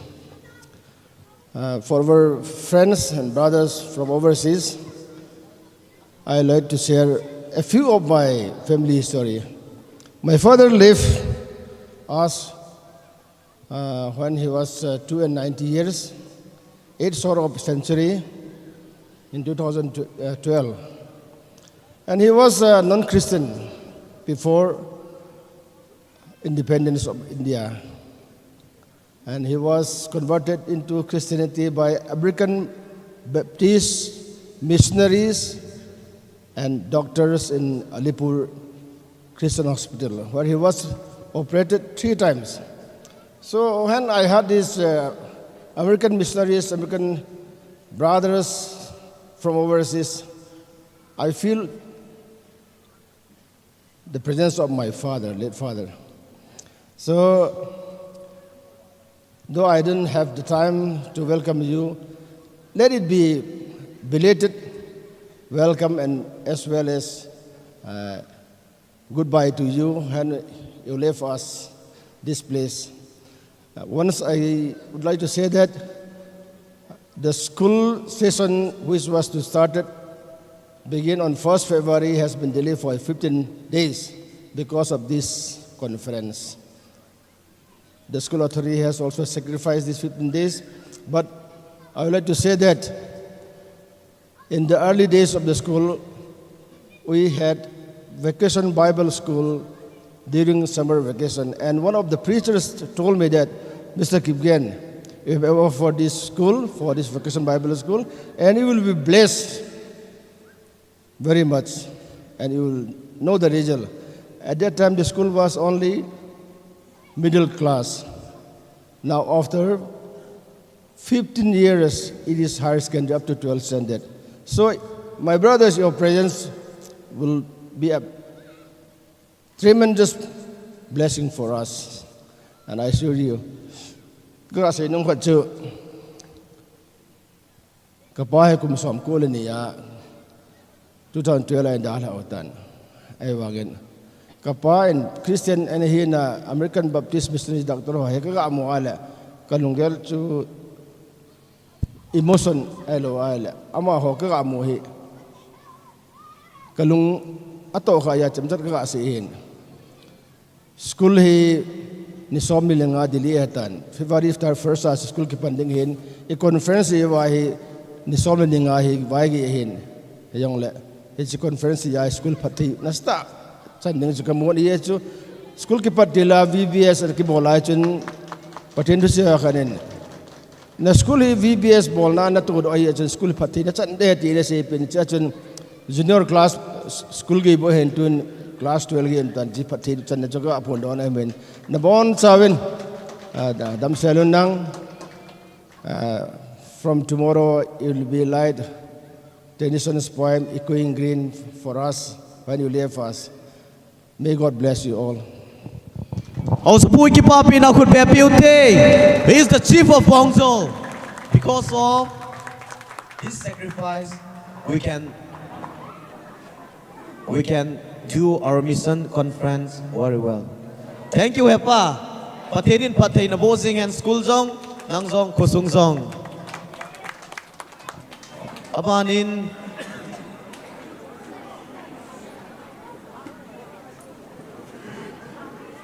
abana kahin say no mo hile to sa ho sa puhitan to hi ho sa puding at sa palin pen uzozong give kaga pinomovin amazong eho conference alol hintay ni dinga sukil emission ngay lut natil tamta ito pibin at sunga ki patu sevin eji chun o sa puta palin pen uzosong hilangahi office Manipur Ibmc pumpi takela ngay lutilpi kapiohe kapino mo vin hizitsun yung pilaw sun kipao minte ozo sa hongin kipao me ama inakausing layovin ima inakausing layovin tutunga eho guest speaker ho kisol daw na dingle eho executive director pa family na ding in so siya na to doa sister Kim nu ama zong tilpi neo ta kapino movin ama omi zong la in sumi kat in hungla pi leo chun ki pau minte in hello deuhin ama hi uzos amin jos hin tua ho sapu dinga chapa len pen to school hi ama to ulunin run abolo hin ama ni chunga ke patu kain saizen hi sister Kim no in sumi te khat yung pi leo chun ki pau minte koi mayum lo hitam ahong ta alawa hele ahong ke palamzi oku abana ahong jinglai ama ahong jinglai yin tu chunga ho sei bol pi ba bongsol hobung ho zong tilpi neu cha hai zong le kapino movin ngei lut vet sa nain hobung lam kai ho khat hungovin lang chi ngei lut tilpi hi nahin kisan pi leu chun ki pau min te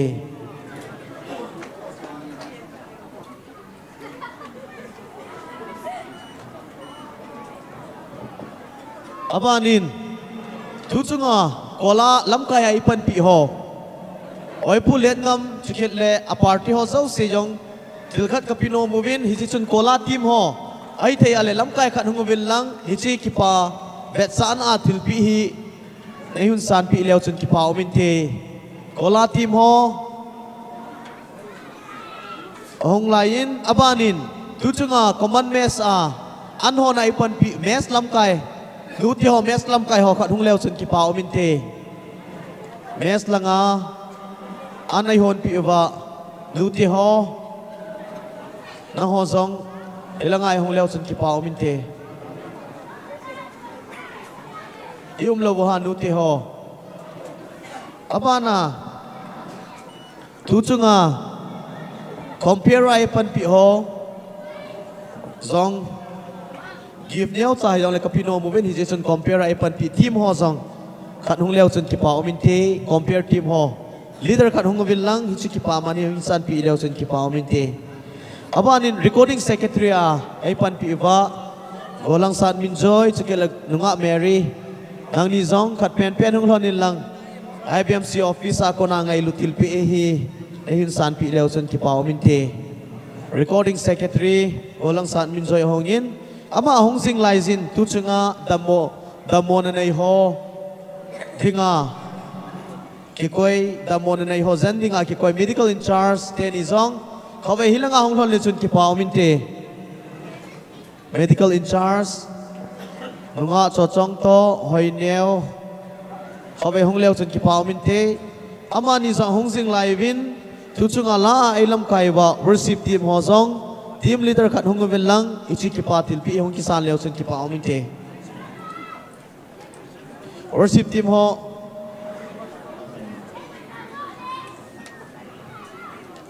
mes ho he hung ban hung lo ha mes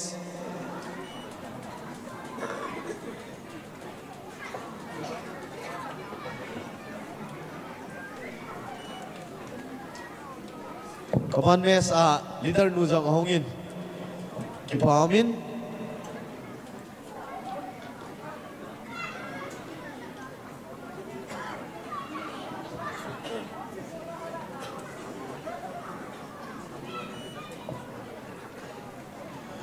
Hitchen chu individual la hian lang group ai zong le ngai lu thil pi ka hin pi naw chu hitchen chu hian lang to hi achei na pe na tu chung anga wechen mission conference hon song competition ini bolwa song competition kite na nom ta ini yo result chu ka hin phone do ding hitan pathe lungsit in team gate in participant involving agup wechen na mission conference awang ibon sa kaya yaw ding win pakai mine kite movement he ji chu na somlama ka hin sai ding hitan hi team gate kite la hi tu chunga third position ai la piwa Viel Zolin obung ho Viel Zolin Ikipa labu ha Viel Zolin te Viel Zolin ho hongo bin lang third prize si ayun san pi leo sun kipa omin te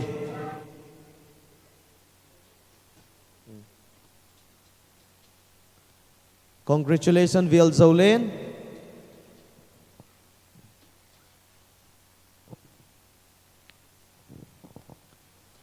Abana second position goes to HOIKIM. Huh? Second position goes to Lungpo.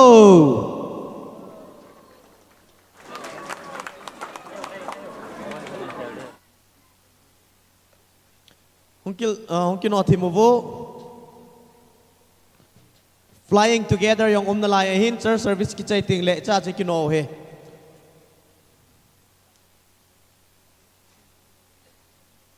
Kipaume, congratulations Lungpo Ibmc. Abana, first tuchunga anga wechen na mission conference song competition na first position goes to S Kunompai.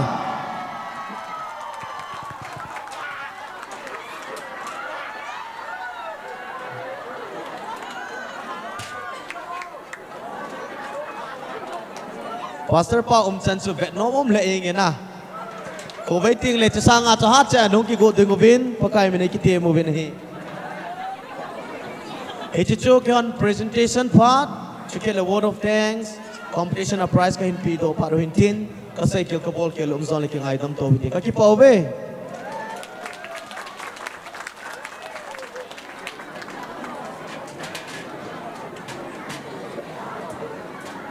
Hello Ipamin prize hộp tàu na thật sự cái sai tàn ở bàn program si pai pai tin tun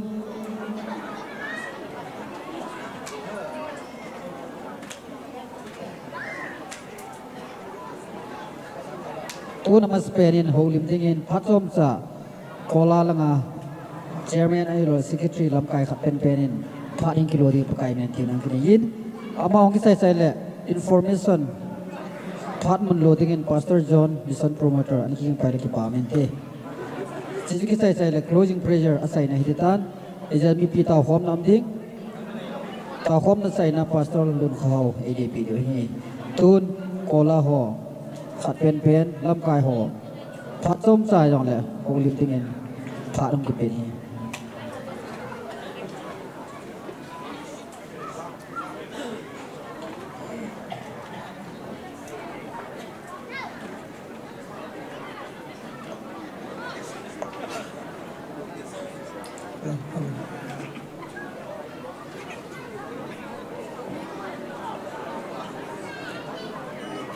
มิชาภัยมุสาปทินทางบ้านกันพิมสัน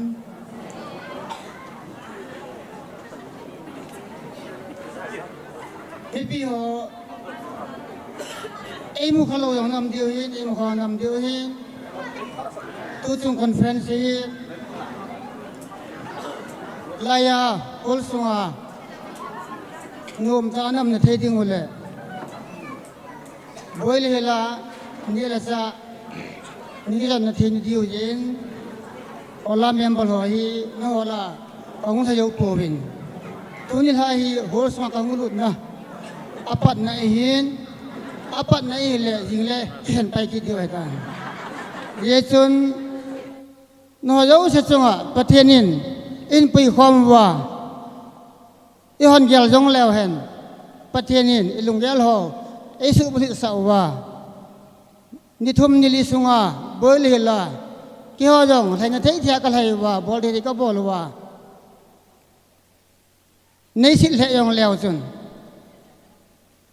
มีบางขัดจนกูที่มาไอแต่มองน้ำเดียวหินพอลาหันปีบอลฮัมชีวันนี้ฮิจีอธิงป่วยตั้มตายองน้ำไม่เทเดียวหิจะเล่มีบางขัดจนไอป้าสายของน้ำโทเดียวหิเยซูนอันนี้เกลินกูที่มากระทำสำเนาตำตะเสียอารมณ์กูที่มาไอปัจจาวกับไม่สังไอปัจจาวนับวันเช้าจุงอ่ะก็ลาหัวเจ้าเสียทะเลงินกิปัจจุกันเซนนวดันปริงกระทั่งวันนี้อันนี้สันนักเสียนมชูที่คอนเฟรนซ์ของกิบอลนั่นยังไงหินออฟฟิศไซล์ลังอาโกนาลำไก่หัวคริสต์มาสมาสังเจมิวชุนอาหงวินก็ที่หัวนาวัชุนอามาหันเสด็จพระมตาเลพอลสังพอลิติวคนที่หัวง่ายดิ้งไอเฮติวินไอ้หินละสังพอลฮอลพัดอันนี้ตาเหล่าเยชุนอันนั้นบวยตานหินละ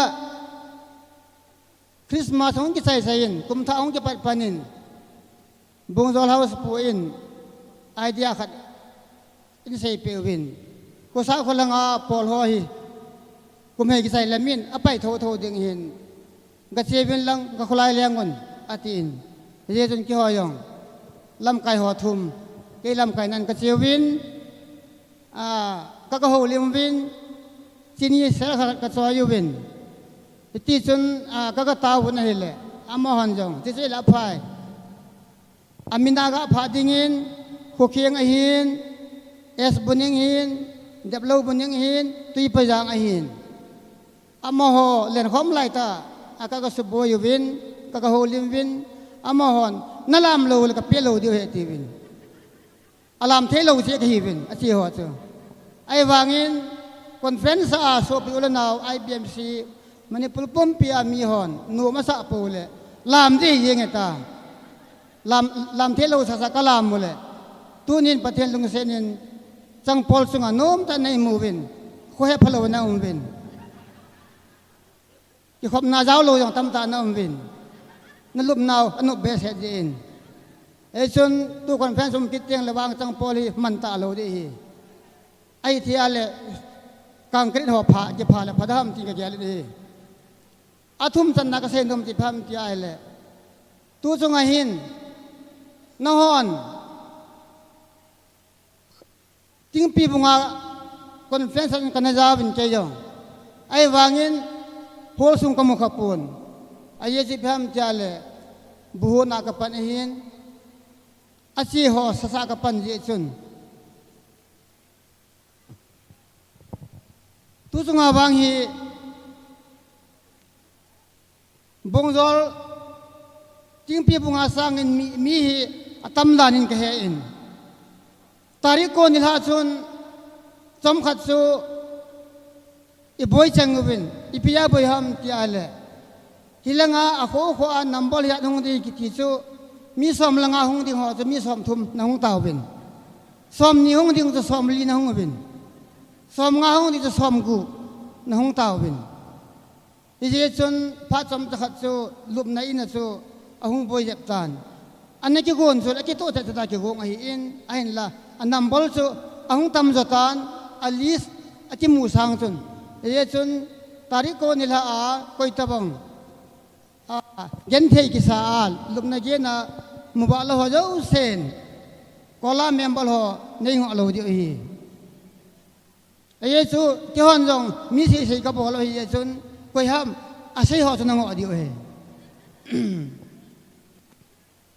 chule adesana bolmalanga ko na ho so ha gen thei desan bin am ho chumun achang zo ta po bin aye chu room khan tinga ho chu room ni alo ta je chun am ho chu phalang wal popung kiti sa lang panga in khat amin la khun ka tha do bin apo no yong thelaga ra thumbe aki kai in ai le khulanga chu in sa be ding ki ho lai ta in ka hong kyo ki no wale ai pa ke lo in te iso pinana koi som lo e ho in sung wa gi sa taw da kan ti phan bin ka chewin nupi ho ko ma salanga gi tawo anuma no me tile nupi ho in ke bang ka tha chol wa le la ya ka lu den de tai lo yong ale ken sa ka se si pham tele Israel te yong kum som li jen lam azon we sum jana ibola hoin ka lai ka si ding su nangap le lo ham ka ti ale ama ha yong su patel lung sen in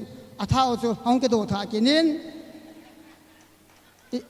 wal pa bunga ko na bonzol ho mung san ge chu zan khoban ka zo nu bin jing ka matan ka lung be ye chun more barbala ko na ho son ke pa tu ke se be tu kal teng jong le achai na pana ka se ngam pham ta le conference iti teng le ai ma thil ki po do hin a khoni ho chu amun to bo hin ye chun bulame atui lo ha jo se to kyo neng o lawang di lo de tai atui du ale salanga hin ka pu nga yin tin ye chun yem cha mi mi na a sa sam na ding dol wa ka sa sam nau aum kha ai jong le pa kai min ka ngai da mutin sule lai bong jol hi a ke gel danin tu ko mi athanom thei tin kala in ka sei hial lo wa ai le mun dang sangin hin joben ka seitan mi som ni hu do som li na hu da obin e chun hi thian lang ai the jang al bong jol hin conference hi kumida jo ham khal ke bolta le ka ti lo le mi khobale ke bol ke le som thum hu ni ho za khat na hu ke di hin ke ho ka thao jol wal de e chun lam kai hon ani real the wa le kumida jo ham khal jol le ke ho yong ani ki ging ka ting na mi sang ni jong le ai the ke phal le ki so hin yel le fin ka ti Last of all, I would like to thank our special speakers from USA.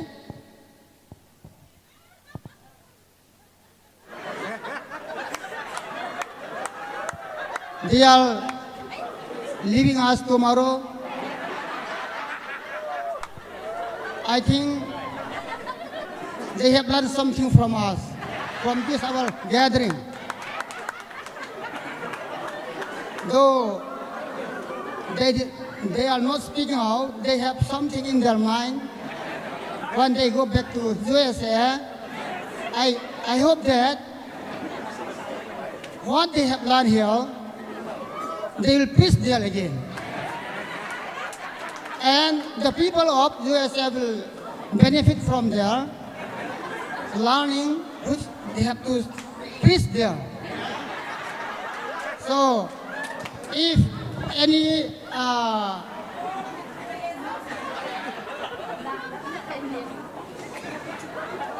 I am Ola chairman. That's why I would like to thank the speakers, including our IBMC director and family, May God bless you all.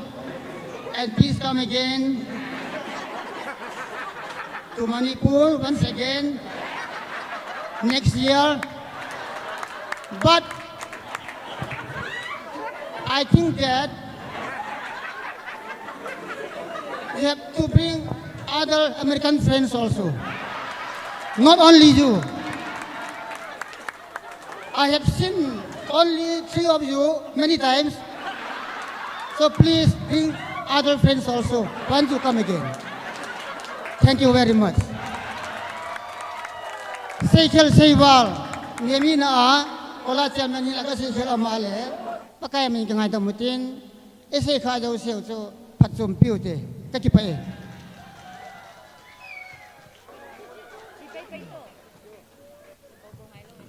Hello.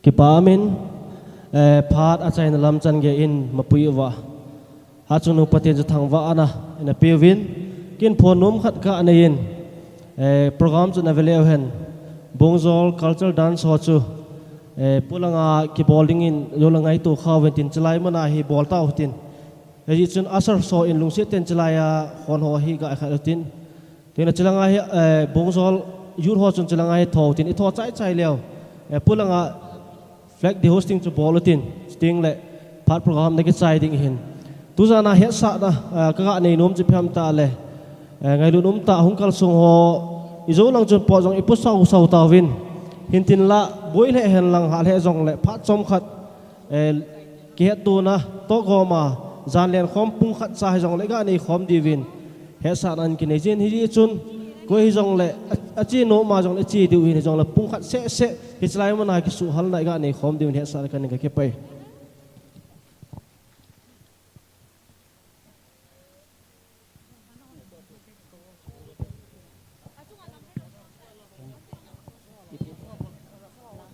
Hello.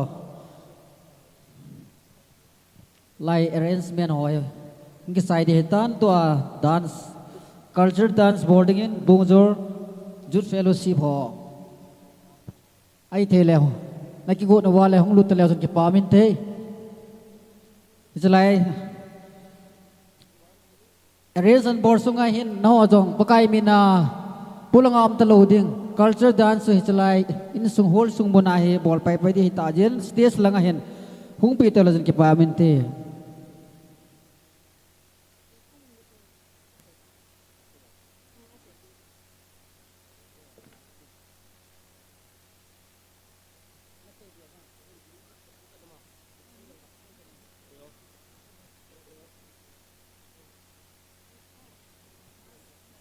hello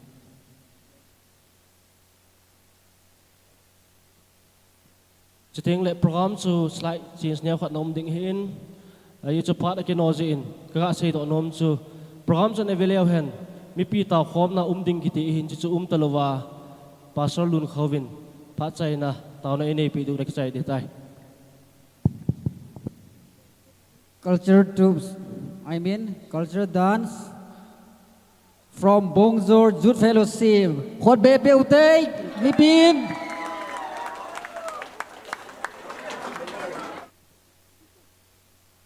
among ki zo jing lai yen hichila hi tule pa lam vet hoi ta abor an bol du hin to hi in vet di ta hi hi closing ceremony a hung zau program hi ta jin cultural dance bipi hon lunglu ten tu kuma dinga asai na cultural dance de ta hi chi lunglu ten na be chi ute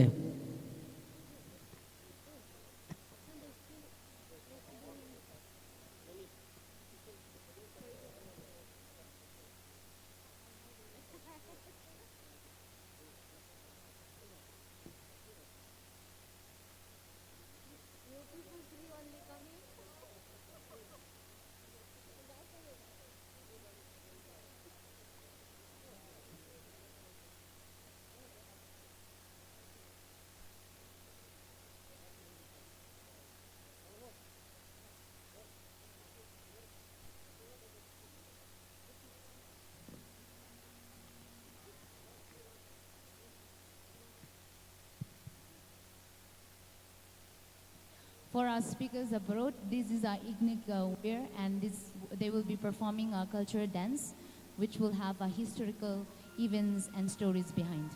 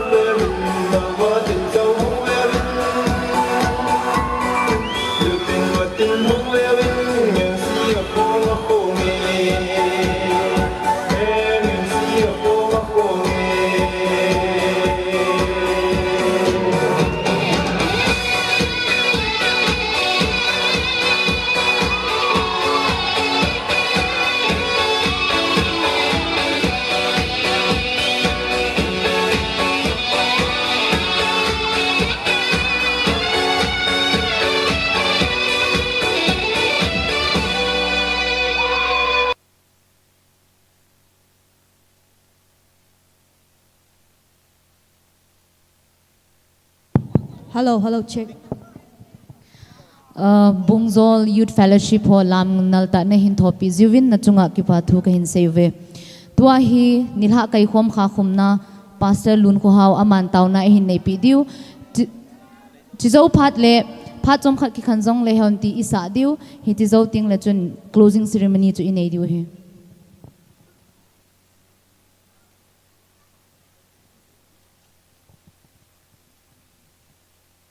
Thiên có mà tao là nhiều thế, các cái bảo vệ hẹp tu nên là cái khom nào hin, ắt chỉ sản nisim của apat tu ni nisim som là ni sung hin, ngài về chân là mission conference kamon na te ho dam ta pana chain chan gi ya chai the nei koi naw jalin ki pa thu sein nang ma ka hin thang bo na he.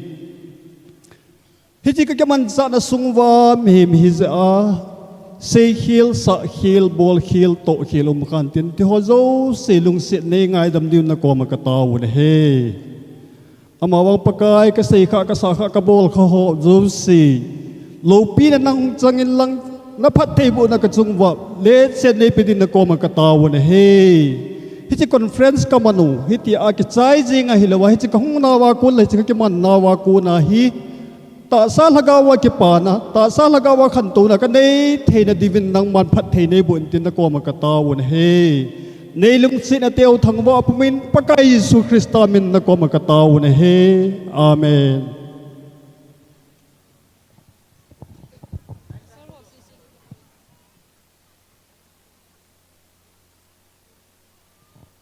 Nanga khumai thla pi wo mi pi ho koi ma pot do lawa chilaya hi closing ceremony nei dan diu he ti chu ka hin he sa he koi ma pot do pote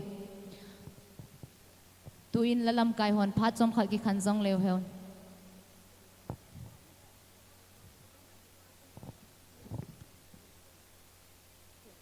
Hello to hi worship team ho kinung khin jap ti divin lang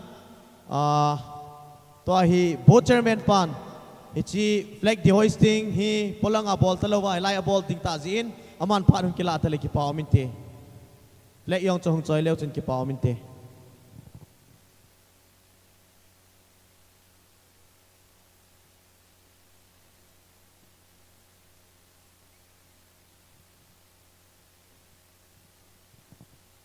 Keima Jangmin Thang Ibmc Manipur board chairman in Angawi Channa Mission Conference Imanuhi Pa Pathin Chapa Pathin Chakau Thing Pathin Minin Kakum Khata Nahi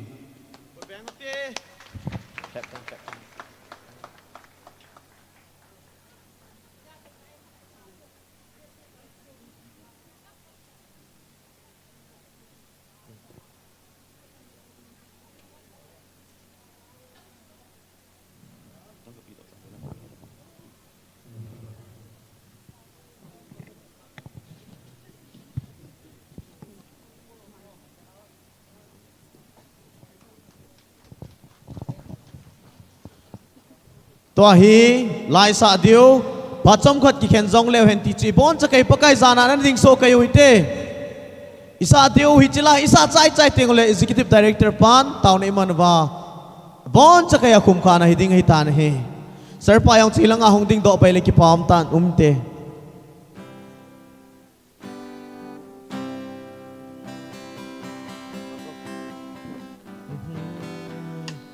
ฮัลโหลฮัลโหล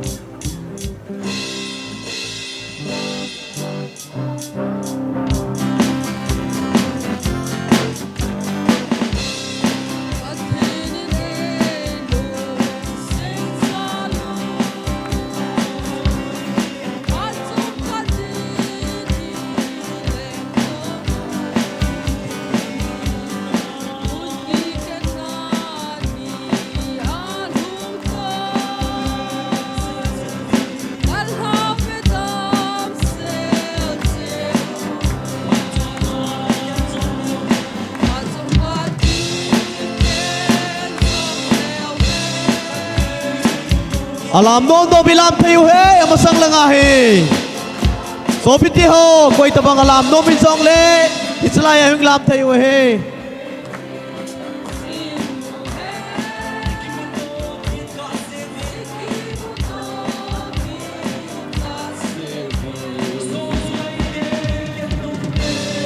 sopi ngai te ki ken nong te Một lệ langit en sông lên Eki lung se tao mil bầu tê Lung se jing val pang và jing Music lang cho hal ha jam bo music lang cho hal ha jam bo Dung ka đi ke sông leo hen Hạt về Ikimu do kiti Pateni nei si ko he Ikimu do ki ka sevi Oso pide te kila na Banzalin si bay ka bolui Imon au ki ngai namute Matin vang pe chananu Chỉ đang sáu lần gì hả là sẽ một sáu lần Đi ke sông leo hen Hát về Ikimu do kiti Repeat the whole last out there Pateni nei chi zingu hen Ikimu do ki ka sevi Sopi te ki hen sông leo hen Ngay luôn na ne kan con sing hen Eya ki mu sông leo hen Van gamadin ki ne mu te Han sông kha đi sông leo hen Hát về Ikimu do kiti Pateni nei chi zingu hen Ikimu do ki ka sevi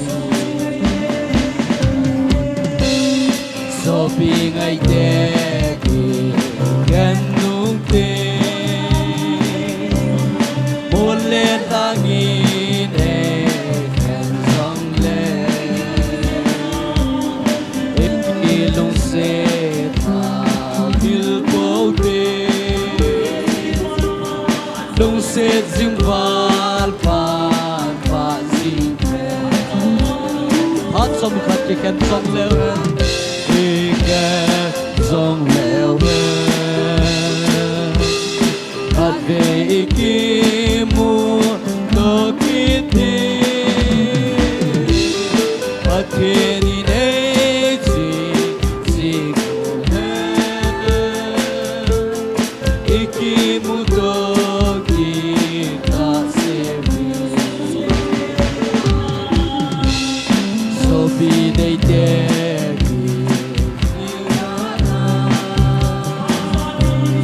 ban sa linh chi bay cả bờ lưới imon au ki ai nam mu te bắt thiên vang về chân là đi bắt sông khăn khi khen sông leo đi khen sông leo khát về kia mu được thiên bắt thiên đi đây gì iki mu to kita sevi so bi te ki song leo kai lu na ne kan kon sing he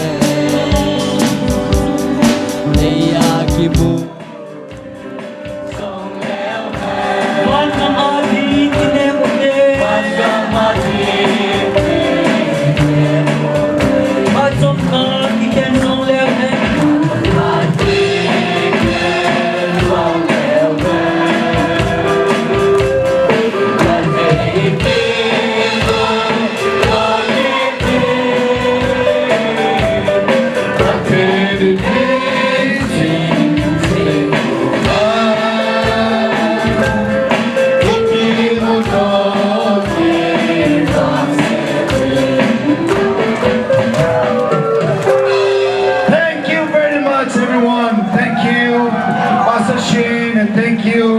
Uncle Don, and thank you, Brian, for every one of you. Thank you so much. Down on there, oh Father, thank you mercy upon us. Thank you, Father, for your sustenance and grace from the time we begin and the end of the day. Bagay, kakipatwa ko na kitsay ginay say sa tazin lopi na kapiyo na hin. Kan munse kazot now kadam sela kadante na David. Lagaw ting mapuy na kangayt sa na hin. Bagay, pat sam khat kikanzang lewhan. Khat bay kakimuto kino bagay. Laysin na kimulo din jang kamtawin. Hizing jang let nang magama kimuto dingin kataw na hin. Nalungsin na lagaw sa ng man lang pising mo lang. It's a conference na pangkong hungkit kapasimin ng mahagaw tinin pining katawin. Papatin mga ilun na sa papatin yung signal umpin, hagaw tin umpin at sun. Dulat dun sotin at sa tayo si umpisin tawhan. Amen. Damsalwite, see you all next year. Ibmc, see you next year. Then come in the live in to the Tahi. No, come to him. Come on, let's fight together. Lovin. Lovin sila nga kikipan-pay-pay dihin. Mipiyag ki Vache tingay le kitakop tumi ang hasemin na. Zulle eso hon ka kitawin lang. Ay eso lo zuiso lo si tulung sitan to da no bilang sila nga hilat si pay-pay ding ilam diu tule bak choi lai sa diu koi ta bang ipi bon no uzong le sa nga ki sa to diu nom ta pathian lo pin ding ai len khom diu i pakai bila ka hintim na ive len khom na lai di bo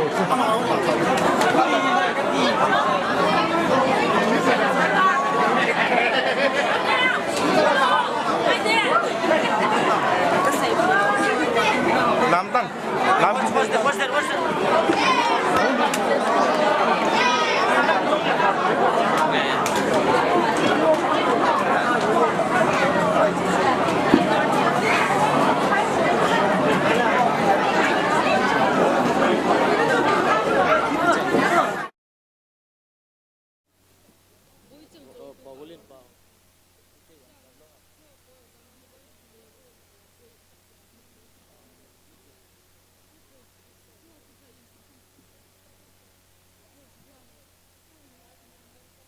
Hello, hello, hello.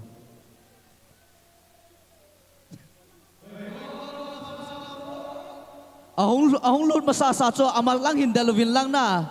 Nupian lang upaya zong la nukha kha cho nukha lang chang ding ai jing e. Nunga go thango tu ni la he. E ho be ki sei ngayu te lung set ta en. Amal lang hindalovin lang.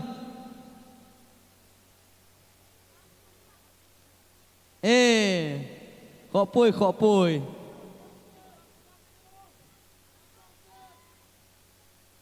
Langai mi alam no ma tan la sa di lo zen alam thei da po ve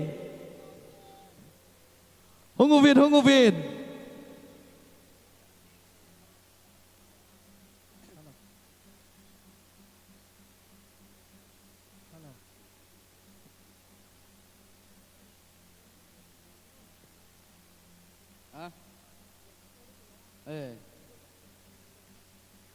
Hello.